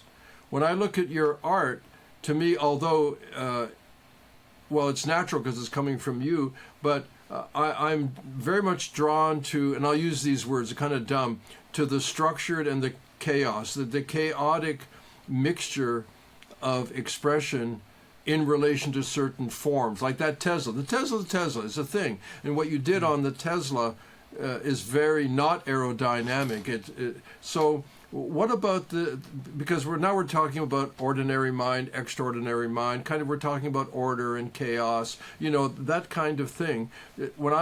I'm attracted to your art because it seems to beckon to me to let go of anticipated structure and go with where this takes me. So I'm wondering about you. When you do it, how much is structural and how much is abstract? What does that mean to you? Who was it? Kandinsky or something? That the form was getting in the way of his expression. Yeah, well, I'll tell you how I landed with it and how it developed. Yes, please. Because there's a couple of things. Well, first of all, I was a filmmaker before I was a contemporary artist, and the way that I landed being a contemporary artist was a process that I didn't see that anyone else was doing, and I think still in its whole spectrum, I don't think anyone else is doing, which is that I understood. Okay. When I was a kid, I went to drawing class, and we always did watercolors, and I hated them because it's watery and shitty, and you can't do lines, and I wasn't really particularly drawn to it.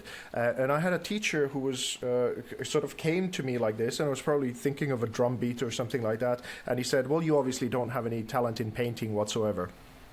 And I just had this then circus loop going like this for the longest period. And then I saw this one guy called Richard Bandler, who's the co-founder of NLP, where he took a bunch of people who had this similar kind of limiting belief and put them on a stage and put them in a trance and gave them some acrylics and some canvas and put them in a trance and then walked them up from it. And they weren't like Picassos or anything, but they were decent paintings. And you could see that these people's reality shifted from this negative belief to reality.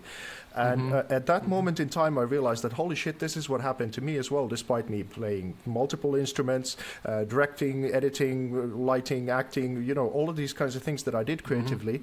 But I did also realize that I did not know how to paint because I hadn't done that at all, and I had no education in it. But what if I started body painting on, let's say, a beautiful woman? I could direct her, I could light her, her figure would actually offer me the correct proportions of the body, and I could tell these stories by playing with paint. Yeah. All of these things. I went to Lakeside to photograph some natural elements. Then we did the body painting process with the first model, and then I painted and just played with paint. I did macro photography, trying to find shapes and sizes that would somehow intermingle with this. And then with Photoshop, I was able to repaint those paintings to have figures and then layer it all together.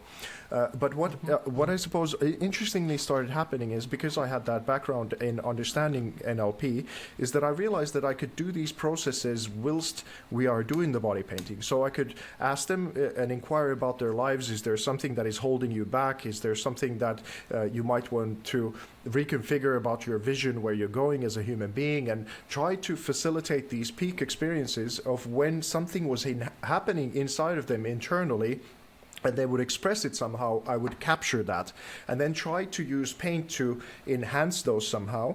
And then there's another factor, which is that I was introduced right after university to audiobooks, and one of the people that I found was Ken Wilber, the founder of Integral Theory.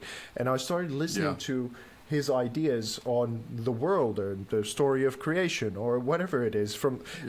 I tried to marry all of that together by design, that there would be something that is deeply personal about myself, as well as the collaborator, as well as the expression, and then some philosophy or some connection, and so that there would be a little bit of something for anyone coming at them from any angle.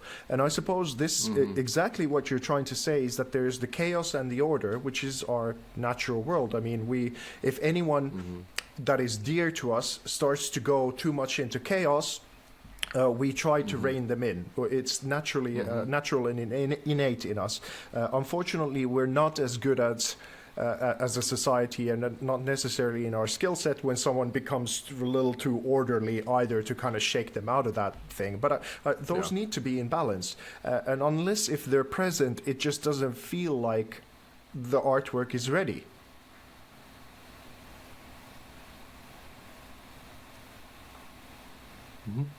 Do you know when a piece of art is finished? Yeah, it's kind of like sex, you know. Is it that obvious? I think it was Picasso who said that. It might have been Picasso, Well, but I think. really, yeah, it is I pretty mean, much. here we are as men. I don't think we would. This would not play that well with any woman that I know. But okay, between us, cool.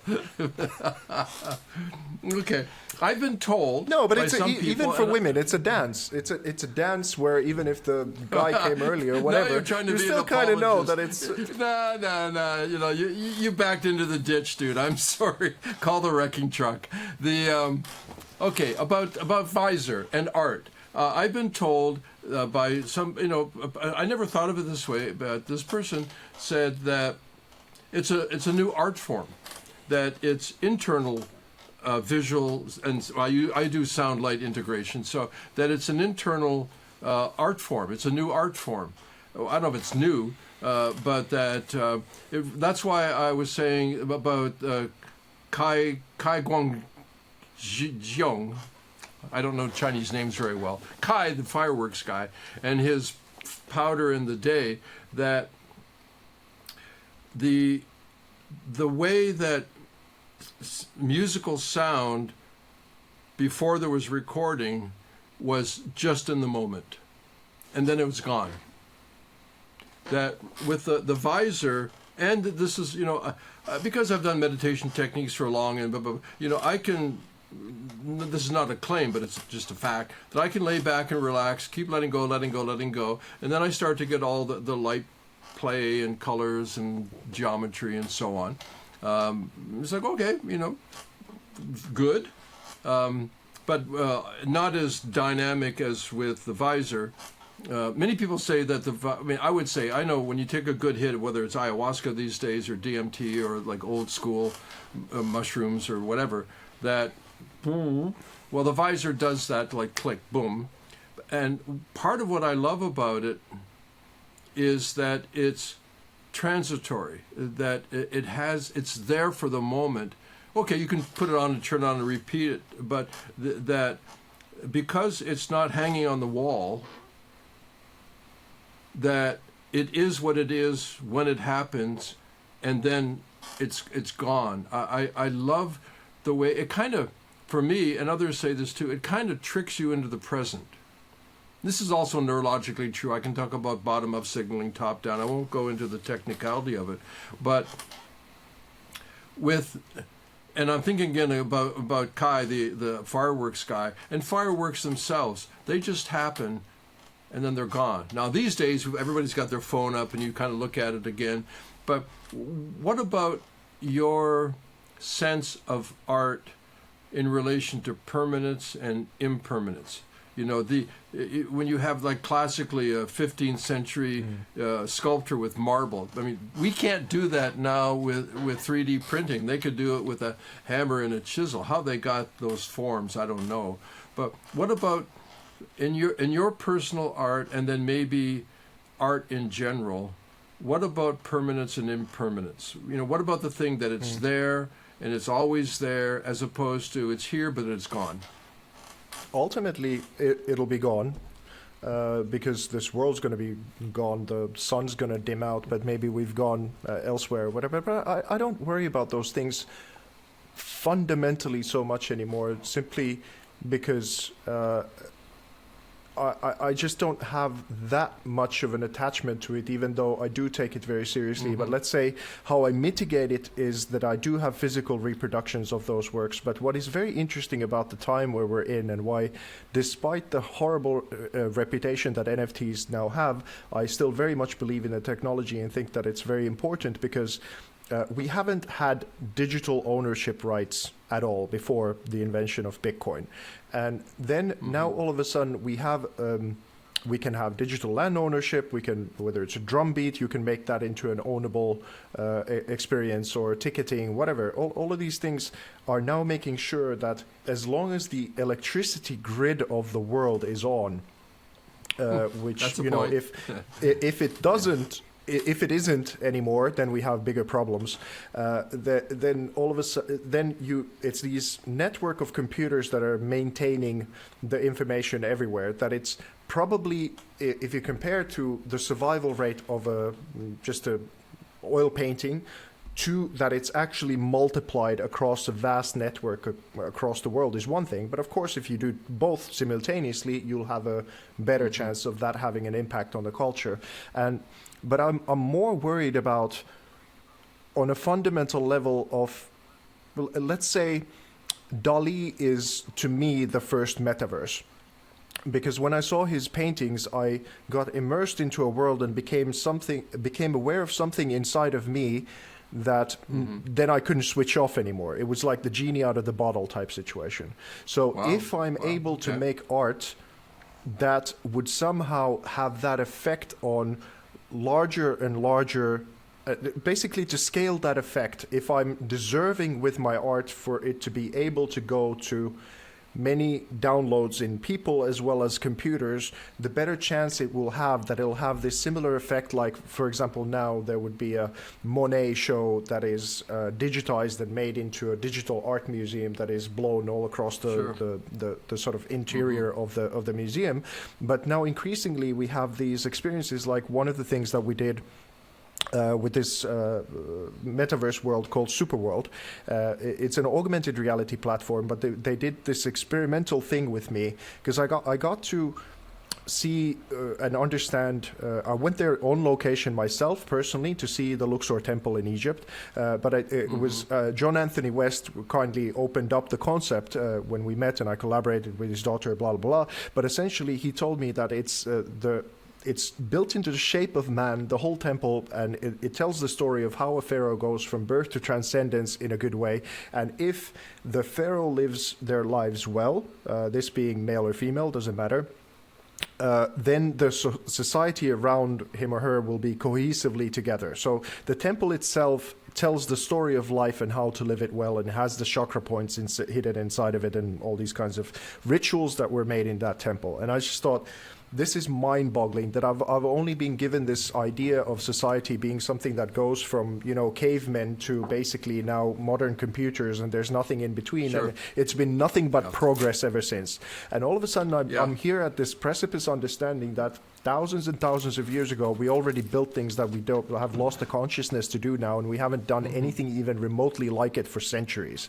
So we can take something that is the best from the past, and we animated it into virtual reality, and then made it my personal art gallery, which is the scene and setting in which I would hope that people go to experience the context of the whole of the about 500 artworks that I've done during my career thus far.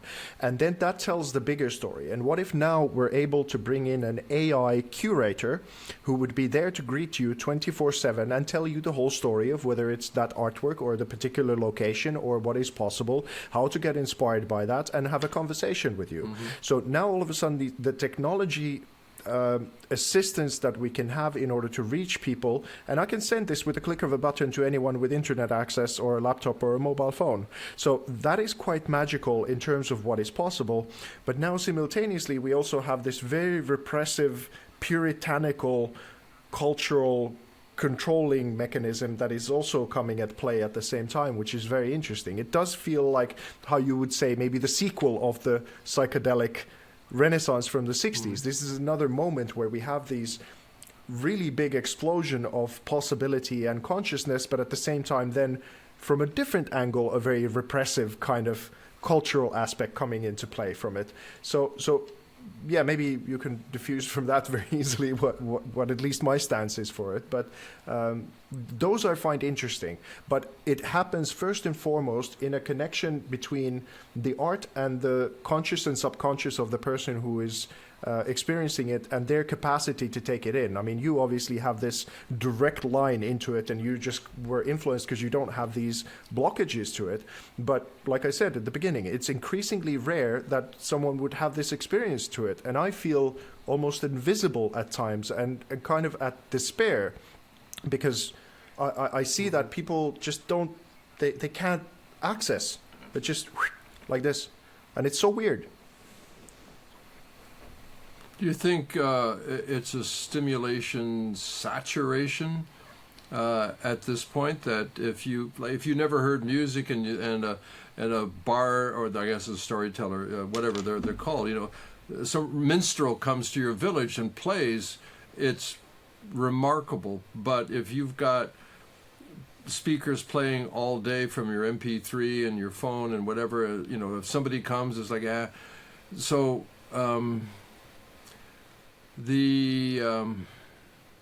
I get what you're saying, but I don't think it covers it. Well, I don't. The truth is, I don't know. I don't monitor culture very much now,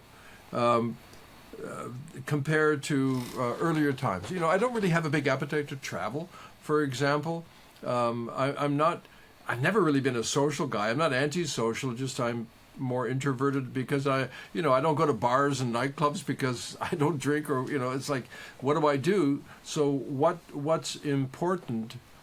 What is meaningful? When I saw your art, it felt meaningful to me. It triggered something. I think what I recall is kind of the dynamic, dramatic richness of your color palette, combined with a lot of counter-structural, abstracted, kind of exploding angles. I think it's, it felt like a juxtaposition, but it felt gorgeous. It was a gorgeous dichotomy for me. I'm so happy you have that. Yeah, well, me too. I get to experience it. You get to make it. I get to experience it. So, because when I look at with the visor, all of the things that you see are quite predictable in terms of neurology, but it doesn't take away the splendor of the impact that the colors, our internal colors are. Like the richness of your colors point or approximate in that direction. There's something about the internal cortex stimulation where, like the emerald green was never that emeraldy than that, and that's in your head, eyes closed. And then with the color things, that's the phosphenic, and then the entopic, and you get all of these geometrics, Kluver's form constants, the grids, the funnels, the spirals, the webs, all these things that are being created internally just by different frequencies of stimulation. Like, people think, you must have all these colored LEDs. No, there's no color in the LED. The LEDs are just white. And so where does all this color come from? Then you get that layer of geometrics, and at first they seem kind of two-dimensional, and then if you really let go for the ride, you kind of get used to it. You know how to dance with it or be danced, and then boom, you get dimensionality where it becomes more three-dimensional. It's like when you're looking at the stars and there they are, then you realize that it's three-dimensional and your head goes kaboom, that has dimension. It's like that internal dimensionality. And then this incredible thing, at that point they're called adetics, where you, in the midst of all of this very transitory process, nothing stays for very long, whatever that means, long, that then scenes, faces, landscapes, all these things start to happen, and that's very attractive to me, the dynamic, transitory nature of it, and knowing that, like, music, I'll use that because I use sound light integration, and they're completely integrated. They're not just some Celtic harp or something. That music is not the sound that you hear. Right now, we have these things on. It's just our eardrums vibrating to voice. Music is not the sound you hear. The brain goes through this translational, transformative process where it's transformed into experience. That it's just a bunch of, pulses and vibrating material. It's just, that's all it is at one level. Yet our brain does something with it. Our brain knows how to make it. Our brain loves to do it. So it's like, wow, what I'm getting turned on to. Maybe why I like your stuff is because of a lifelong of meditation, a bunch of psychedelics, and maybe now years of this kind of stimulation where the impact, like when I look at your art, there's a difference between looking and seeing. I started off but it's the difference between listening and hearing. It's the difference between looking and seeing. That maybe because I'm used to seeing this, because it happens, when I was exposed to your art, what it is there translated into an experience. It was a felt state. It wasn't something that I was looking at. It's a psychoactive agent. Yeah, and potentially, but it sounds, it's so similar to what you've been achieving, is that you became an artist via technology from the same point of consciousness, as in that what you wanted to achieve with NeuroVizr, which is in one way give people more control over their own exploration of consciousness and expanding their worldview, is the very same purpose of what I have. But can I ask, actually quite selfishly, about NeuroVizr in a way, because I've always, and it runs in my family as well, whatever, ADD, and trouble sleeping. How can you manage to have a program inside of this device that helps you sleep? What needs to happen in order for that to be helpful for someone? Okay. It is a fortuitous accident. I design, I call it brain engagement because it is so different from brain entrainment. People are used to blinkety blink, is that alpha, is that theta, that kind of thing. It has only historical association. Brain engagement is a process that I designed, built on a combination of neuroplastic methodology, information theory, cybernetics, complex adaptive systems.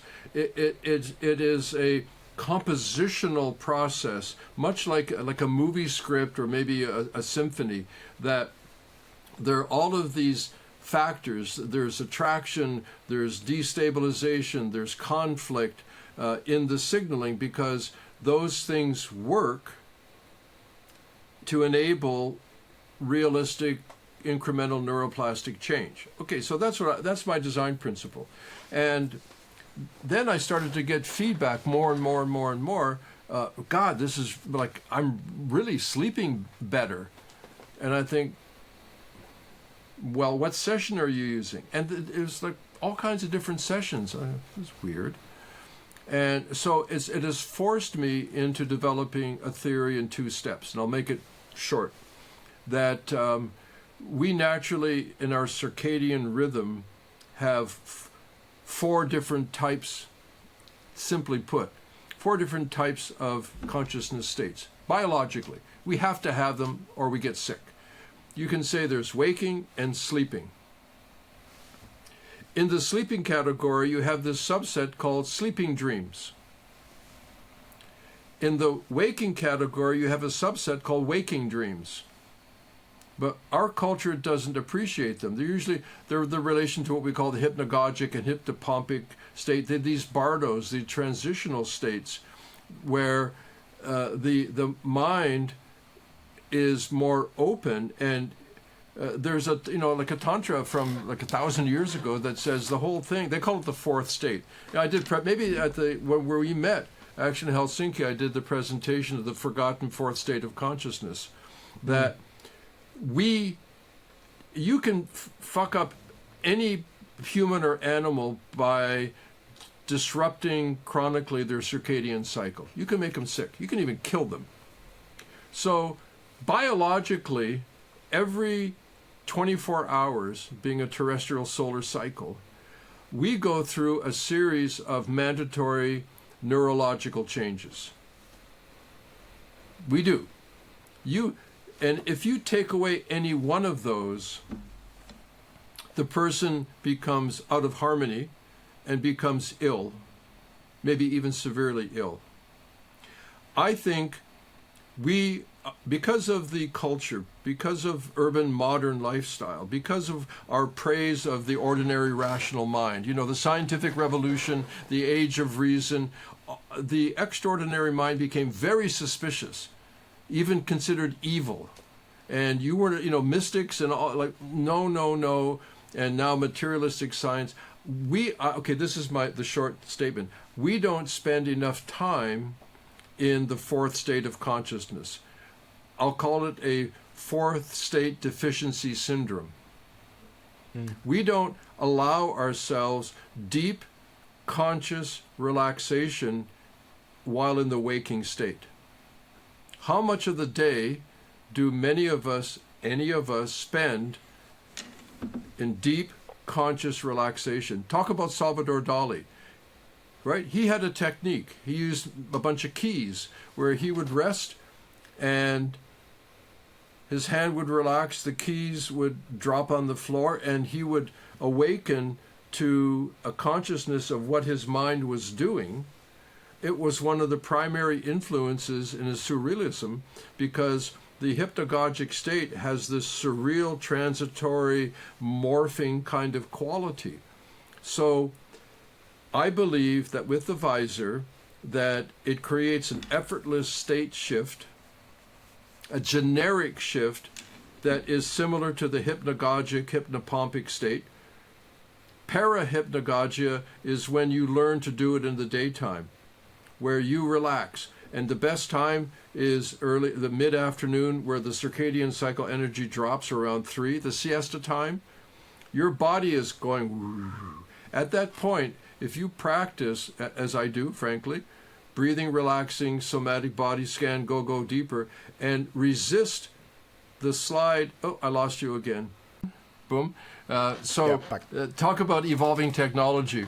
When the cars all had carburetors and you're trying to start, and if you pumped it too many times, you would flood the carburetor. So you had to wait for the fuel to dissipate. So to show you, my aunt, who didn't know anything, is in the driver's seat. I'm standing looking in the window, right, of this old, like a, whatever it was, like a 52 Ford or something. And she's like, rah, rah, rah, rah, rah, rah, rah, rah, rah. And my grandmother, right, she said, Bernadette was the woman's name. She said, turn it off and let it warm up for a while. she conflated these two things where, because in the coal you had to you turn it on and you let it run for a while to warm up, then you could drive. But then if you flooded the carburetor, you had to turn it off and let the fuel dissipate. So, it stuck in my mind as we evolve. I mean, what you just like turn on the mic is the joke where the person says, I don't know, it's not, my computer's not working. Is it plugged in? Oh, no. So my mic isn't working. Is it turned on? So just turn it off and let it warm up for a while. But that's what you said at the beginning when we started talking, is that very, as true as anything is true, is that be humble or be humbled by life. It's that no matter how brilliant I might feel in one moment that I've managed something or whatever it is, the next moment my pants are full of tomato sauce and I trip over myself, making a total clown.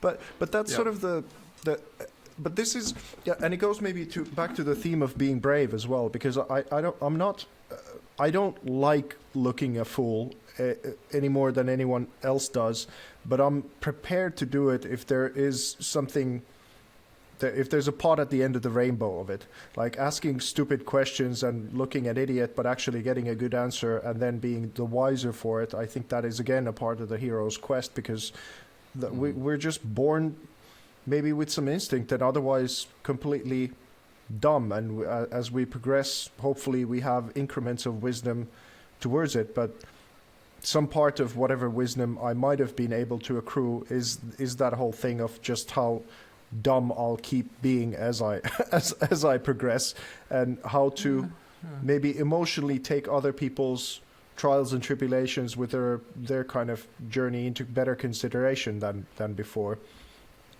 Maybe there's something in that. Well, Dalai Lama, often quoted, "My religion is kindness." Like, it's kind of a matured arrival point, I think. So, what when it comes to consciousness, maybe you've already mentioned it. What have you grown to trust when it comes to encountering life and when it's a challenge? Like, what do you trust? In the past, like trust your doctor, or you trust the or Tylenol. Like, what do you trust? Okay, I'll say it a little different. The same question remains. In the past, because I worked in sports medicine as well, I would be asked the question, what's the best kind of exercise? And I said, well, that's easy. They said, no, it's not easy at all. There are all these kinds. There's CrossFit, there's aerobics, there's power. What's the best kind of exercise? I said, it's easy. They said, give me a break. Just tell me. I said, okay. The best kind of exercise is the one you're going to do. All the rest is theory. So for you, it's not like what do you trust at some theoretical level or, intellectual level or something. What do you actually do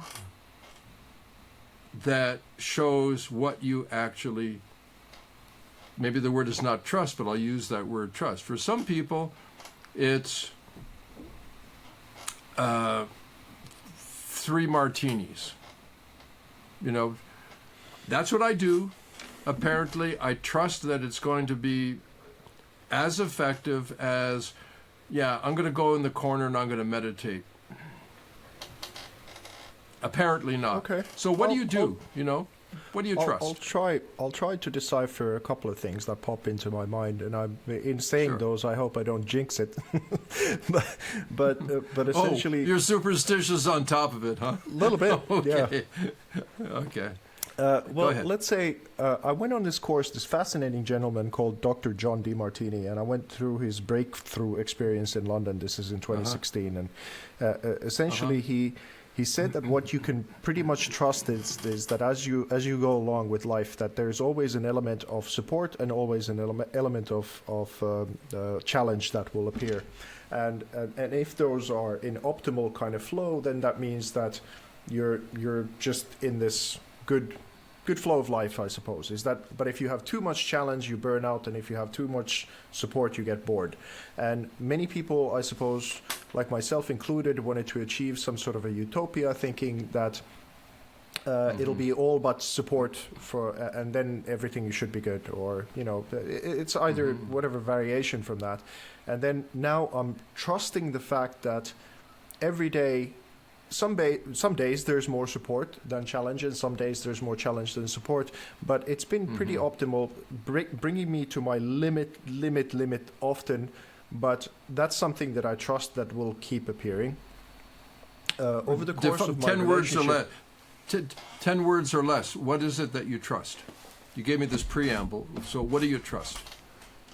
Well, now my wife is one, but also the thing that I wrestle with now to trust is God. Yes. What's that? God. Yeah, I don't know what that means.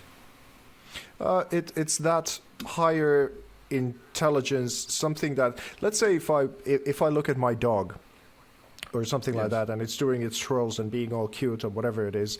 From the perspective of other dimensions or higher consciousness, or potentially a personified being that has more of a pulse on this whole thing, that it has ultimately my back, however you want to formulate that, and having that, whether that's a trustworthy thing or not, is the thing that I wrestle with. And to be very short and punctual to your question, what do I trust?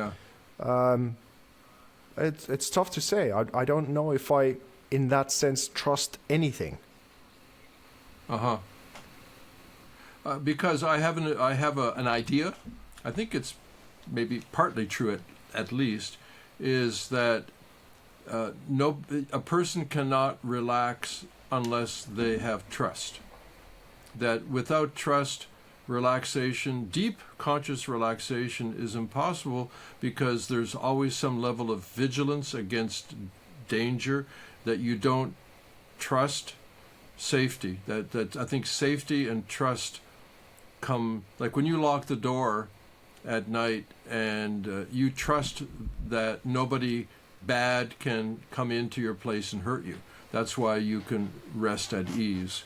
And at an existential level, I think, like I experienced in my life with all my spiritual practices, let alone trying to survive, on a material level, I got to a point where I would think it's fair to say that I experienced existential fatigue.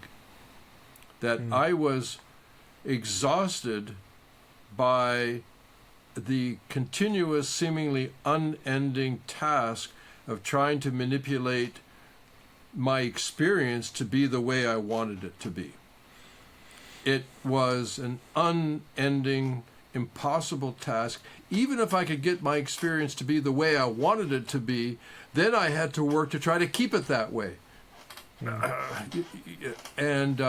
So that was, for me, a spiritual crisis, kind of. And I sought out a teacher to help me with that, and I found one, and I got into this, Tibetan non-dual practice called Dzogchen, and I'll skip the detail. But a teaching story, 1972, I'm in northern India in an ashram, and I heard this teaching story.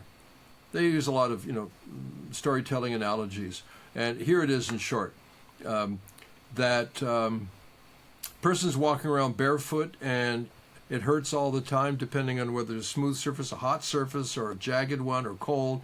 And the realization is that to solve the problem, that I'll say it's a he, could be a woman, that he had to put carpet over the whole world, so wherever he walked, it would be comfortable.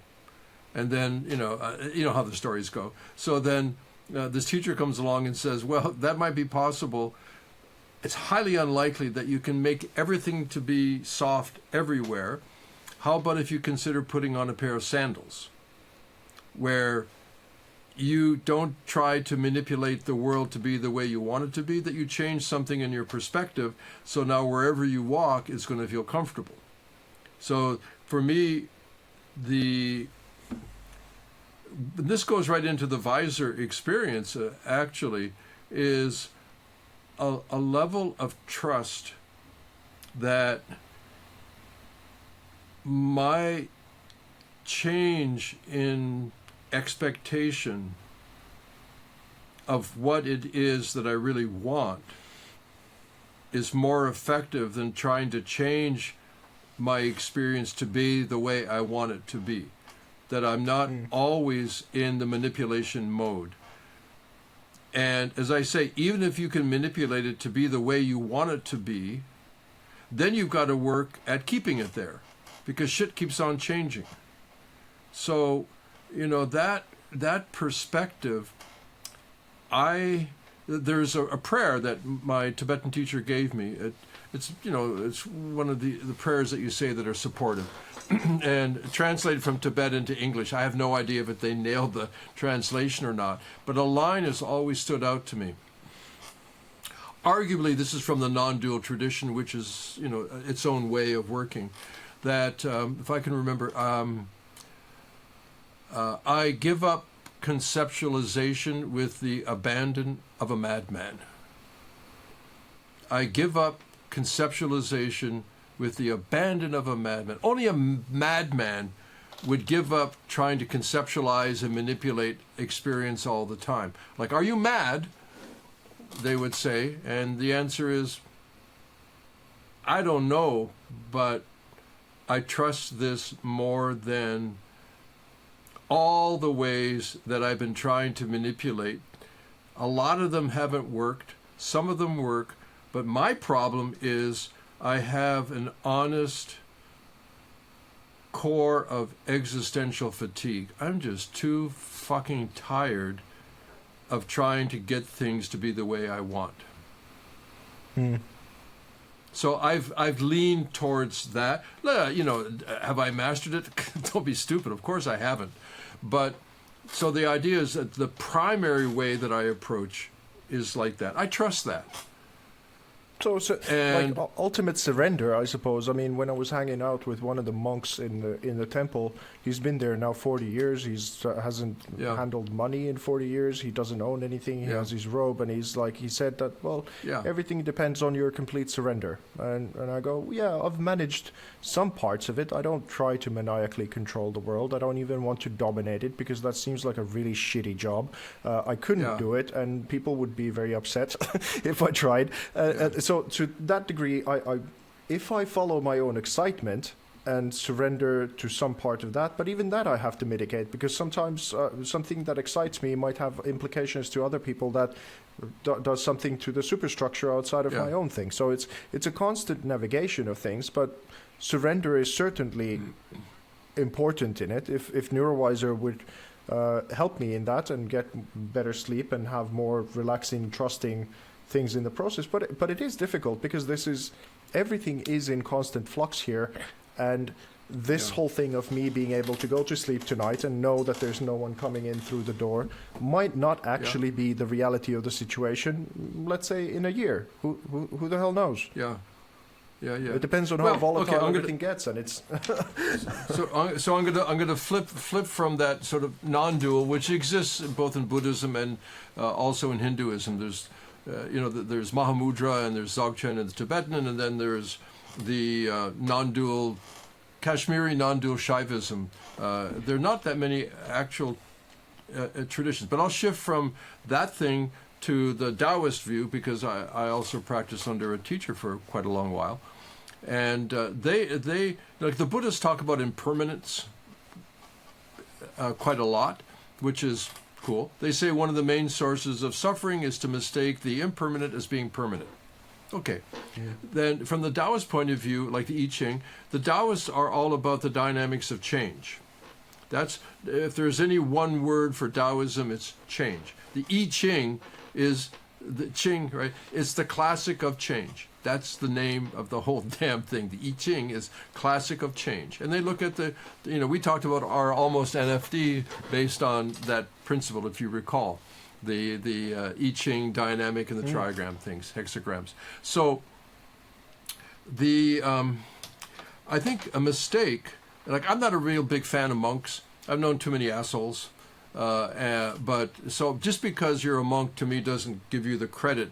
There are a lot of escapists, there are a lot of dickheads, there are a lot of wonderful saints as well. But just being a monk, I don't really groove with it that much. Personally, I respect if the respect is earned. I'm in Thailand; it's a whole thing here. But the mistake of surrender is you don't do shit. You know that the monks work with renunciation. If there's tough stuff, you just avoid it. Okay, then there's the school of purification. When you bump into tough stuff, you give the antidote to it. So if you're a greedy bastard, you become generous. So you can be renunciate, or you can go into the purification mode. Then the next one is the transformation mode. That's the tantric processes, where you transform what it is into its virtuous aspect. So you don't antidote. And then the other one is self-liberation. Not that you liberate yourself, but every experience has its ability to come, stay, and go, and that you stay in that kind of thing. So I think the mistaken idea of surrender is that you don't do shit. And in my point of view, that's not appropriate. It's not accurate. Surrender, to me, like in Taoism, there's the doing, the not doing. There's like, well, there's something in the middle. They say like non-doing. I don't know what to call it. Wu Wei, or depending on the language you use. So in Dzogchen, I don't know. I'm talking about this, but there's a saying, which is massively important, but you can kind of miss it. It's called just as it is. That when something is happening, they say it's like a snake can tie itself into a knot and untie itself. You don't have to untie the knot in the snake. Well, so let me just this idea of surrender, I think being comfortable, hang on, pardon me.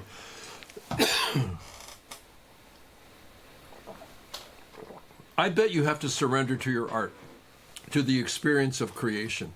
I bet that when you start to manipulate it, it doesn't feel right, and that when you let the art piece make itself, that it's like there's the juice. And whether you call that, a download, I hate the word, whether you call it grace or blessing, whether you call it, God, whether you call it intuition, whatever, that willingness to be honest in the moment just as it is, to me, is the thing that I aspire to, and I aspire to it at a level where I'm successful in increasingly trusting it. To me, people ask, like, how do you know how to make the visor do all these things? I said, well, I'm smart. I do research, but there's a kind of a magical quality. A lot of the things that I understand of how to do the compositions and all this fancy stuff, actually, I understand it comes to me while I'm doing a session. While I'm in it, boom! Doing is so damn important, because even in shitty days when I go in to paint and think that this is definitely not going to result into anything, which happened just yesterday, and I did go in and I made it and I photographed them. Now that I looked at what I did, there was a surprising amount of good stuff that ended up being there despite me not even having the feeling for it. But I think this... What also underneath of what you were saying, because it's the same with the monks. I don't navigate with titles. Someone has a PhD, a whoop-de-doo. Some of the craziest motherfuckers I've ever met have been PhDs and been what I would say are idiots. And Carl Jung famously said that intellectualism is a common cover-up for the direct experience. So whether you use your intellect or whatever tools that you have to actually explore something, and you use it with bravery, or whether you use any of these things as a cover-up and a mask for you to have whatever protection or status gains or whatever, then that's a no-go. This particular monk that I'm hanging out with, first of all, I trusted that if someone's been there dedicatedly for 40 years and done this consistently and sacrificed that much to it, that there would be something that I could learn from this person. That's a given. Not to and again, not to put on a pedestal or to below or underneath. What I intuitively got from this guy is that I was able to go to him, talk honestly about my life, and he would do the same back, and there would be a fair exchange of ideas. And I just ended up sitting with this guy time and time again in the Sunday celebration, and it keeps being fun. That's the thing. But I very much agree with what you were saying. Is it a renunciation and an escapism, just totally, and something? It doesn't feel like that is the case with this guy, but I'm sure it is the case with so many, because of course this is just an innately, it's a toilet of a planet. This is with some pockets of consciousness and amazingness and magic, but for the most part, the drudgery of the every day-to-day dullness that was introduced to me as the only option when I was in school, that was the fortunate thing, that I did really have enough of a rebellious streak to not go along with the default setting that was offered, because essentially what I knew intuitively was that would be me dying whilst alive and then just waiting for the heart to stop. Well, I think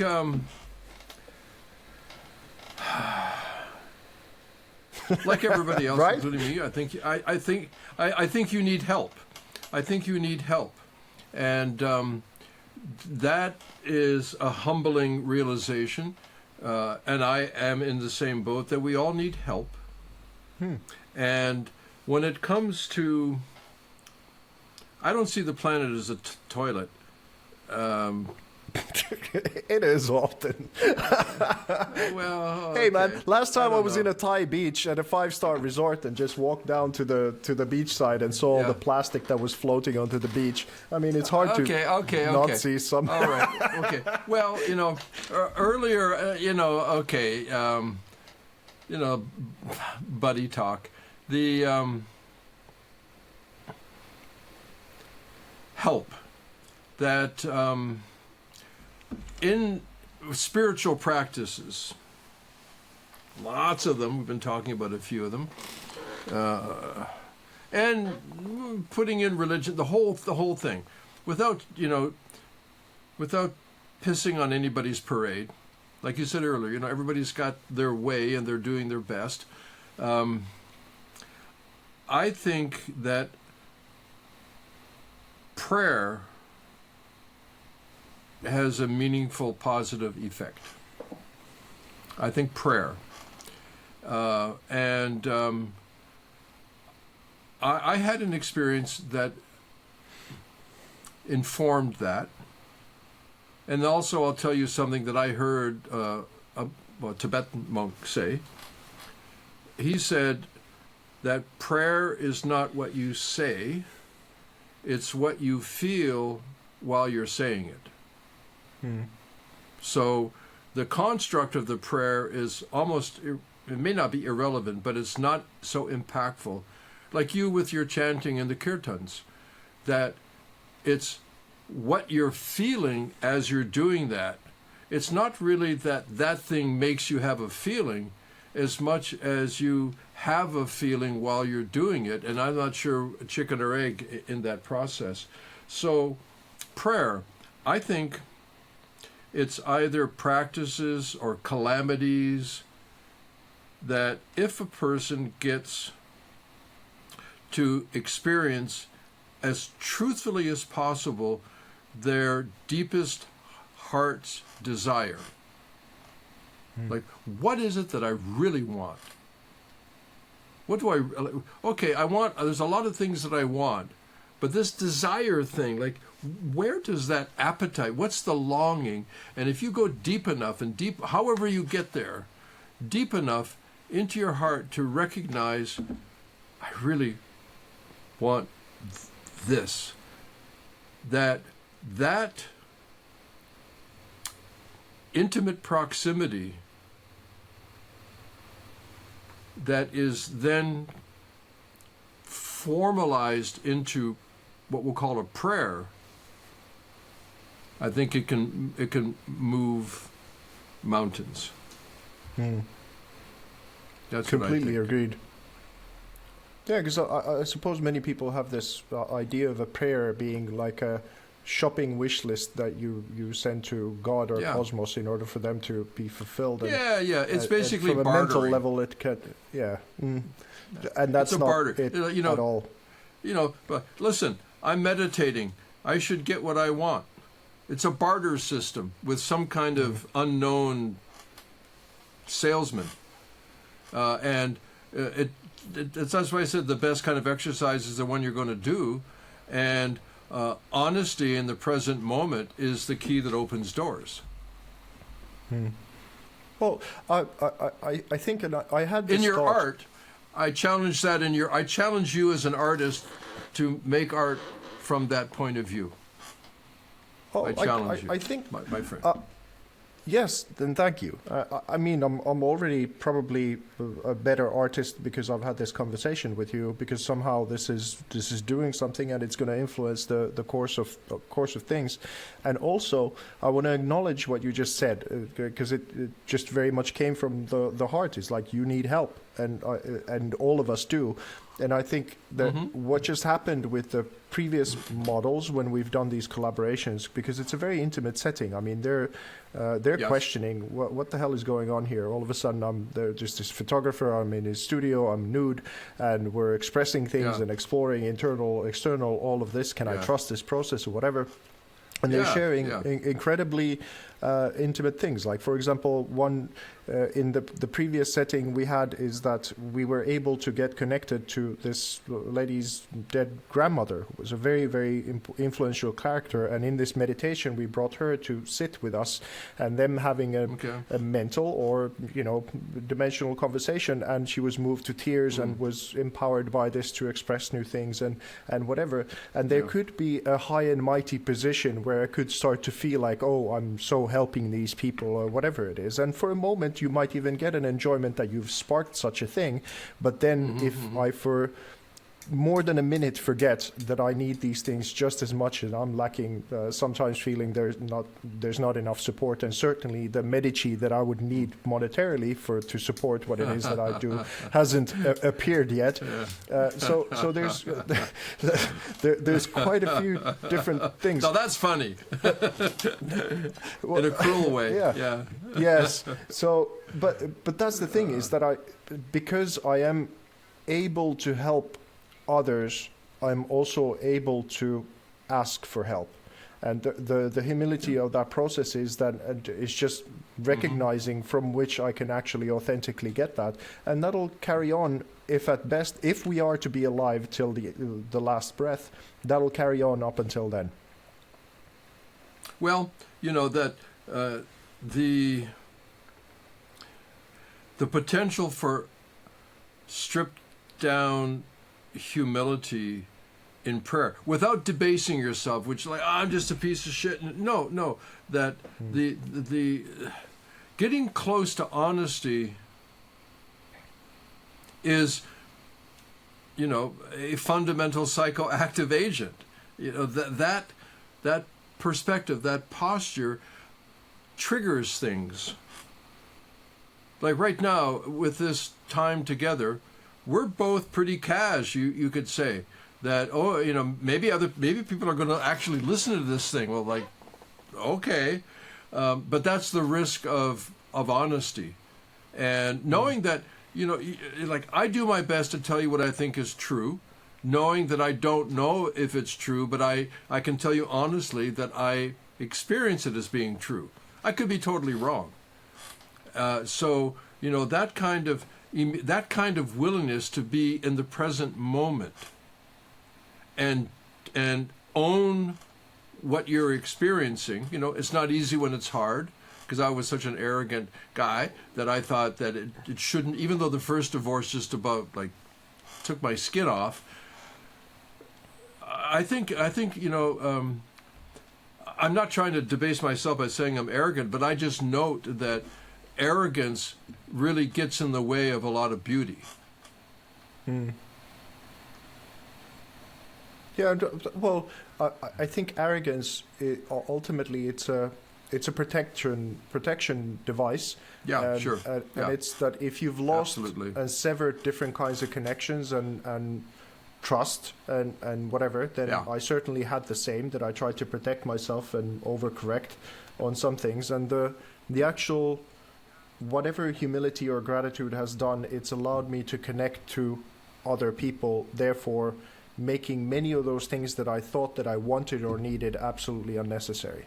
And it's happened enough times for me to have taught my neurology, and sort of enough experiences are there in order for me to be mostly able to pursue that now, as opposed to what I tried to pursue before and nearly killing myself with alcohol or just having disastrous relationships or whatever. I think, fortunately, if you do push the pedal to the metal enough times, then you do hit the genuine walls enough in order to know where not to go, and some of those solutions will present themselves that are the real thing. Yeah, so what just comes to my mind is that being an arrogant traditionalist, I was not in, again, I go back to the Catholicism, this right and wrong attitude, this us and them attitude, which I think is very dangerous.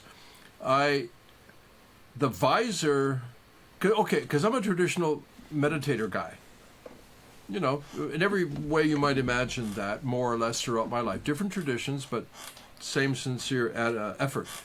So the idea that the visor could help a person,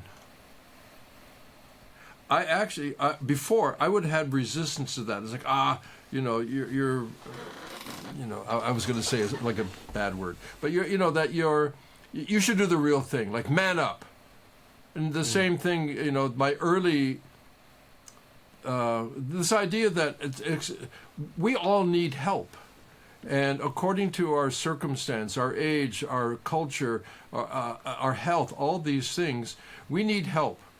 And that's why I feel really it's like, wow, for people that have addiction problems, whether they're inclined genetically or whether it's circumstantial, that these people hurt, and they're trying to not hurt.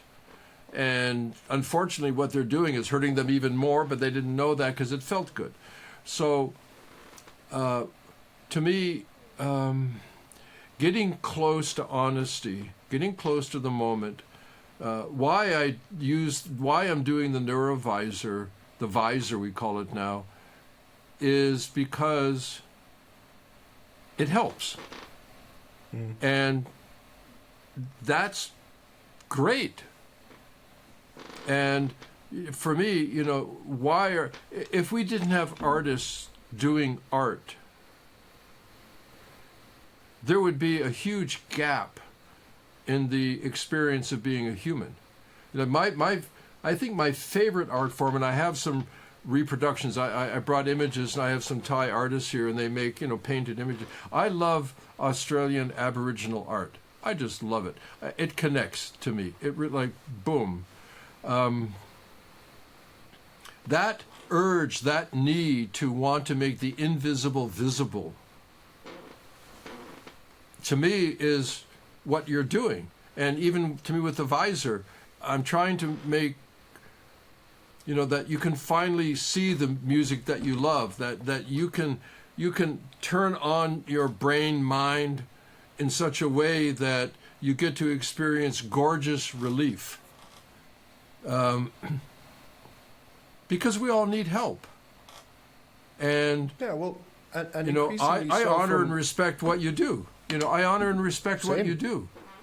I happen to be moved by it, which is like a plus, but if we're going to be here, let's try to do something helpful. Yeah. And you may not think you're helping people, but you are. Yeah. Very much Sorry. looking forward to us figuring out what the method of our collaboration will be, and kind of we've had these private conversations already and how we could maybe evolve from it. The I Ching thing still, hopefully also that at some point. We'll see. Yeah, let's see. First apply oxygen mask to self in an airplane is just the situation that really got in the way of that for now, for a bit. But yeah, it's super resonant to have this conversation with you. We had a talk with your wife involved, and I think she's the jewel here, right? Is my indirect experience of her. That when I said, and she let's melt away the concept of inside outside. Let's just forget about that. Yeah, my visor is an inside thing. Your art is an outside thing. That's a mistaken perspective. Let's say, forget that. And as soon as we give up on that apparent dichotomy, I think things will. The art will make itself, because it wants. The urge is from the consciousness itself. I don't know what the answer is, but I do know that I don't want to think about yours being outside and my being inside. I think that's a mistake. Yeah, I think the convergence of where it's all going is that AI tools are now, in the short term, ruining the chances of many mediocre artists, because already the process of you just being able to not have any artistic discipline at all, just writing a bunch of text into a prompt that spits you out an image, gives you a certain sense of ownership of that image that you get to put, that has a lot of the things that you want on your wall, for example. But the next iterations of where it's going to go is that the AI interface that you're going to be interacting with is going to give you a bunch of choices that, again, depending on the amount of courage that you have to explore that 360 world of whether it's an embedded chip in your brain or glasses I just or got whatever, it. immerse. I just got it, man. I just got it. What we can do. Right now, I'm quite assertively, not aggressively, but assertively working with a small team. I'm developing algorithmic processes that interface with my particular device design, which is a very complex optometric design. It's not just like sunglasses with LEDs. That the algorithmic process will be such that, I thought about this before, now it's back again, that the algorithmic process is such that you take any, we'll call it music, any soundscape, any music, and the algorithm will do what I call a delta deconstruction. It'll pull out the explicit and then calculate the implicit information that's there and use that implicit information to simultaneously create light choreography in the device. So that right now I do it all manually, but the idea is there's an input of sound. It's translated out into an output of light. That's the basic algorithm in simplicity. It can be, you do a piece of art, it's there, it's visual. We put a camera on it, the camera as the input of all the visual structure, the patterns, the geometry, the color tones, anything that's there, and algorithmically that'll be translated into an so-called internal light experience, where the flicker rates, the macro, the pulsing, all of these things, that it would be a transformation of your, I'll use the words, your outside visual art into an internal visual representation in the brain. Sure. There you go. Cool. Yeah. Hey, I'm not sure if I'm going to add that part to the podcast itself, because I think we should keep that to ourselves before we actually get to progress with it a little That's bit. cool. Up to you. Yeah. But if, on the other hand, fuck them. Yeah, that as well. Now that I think about it, fuck them. Fuck them. Fuck them. They can't do it. They don't even know what I'm talking about. But hey, listen, as the day presses on for the both of us, as enjoyable as this is, and we could go on for days, and hopefully will do. Listen, man, Okay. I think we should wrap this up for now.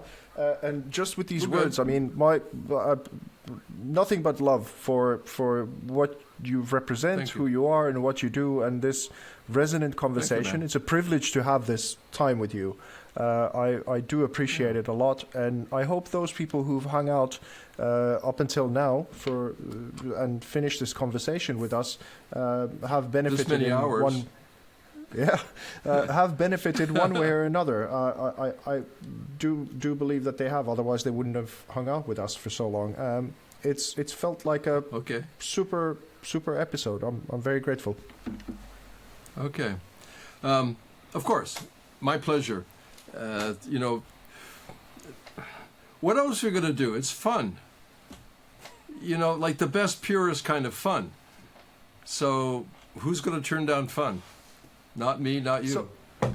So please let people know how they can reach you. I'll add like the websites and things like that onto the show notes or whatever, but just to how people find you. Okay, there's a website called NeuroVizr, VIZR. It's a sound-alike, NeuroVizr.com.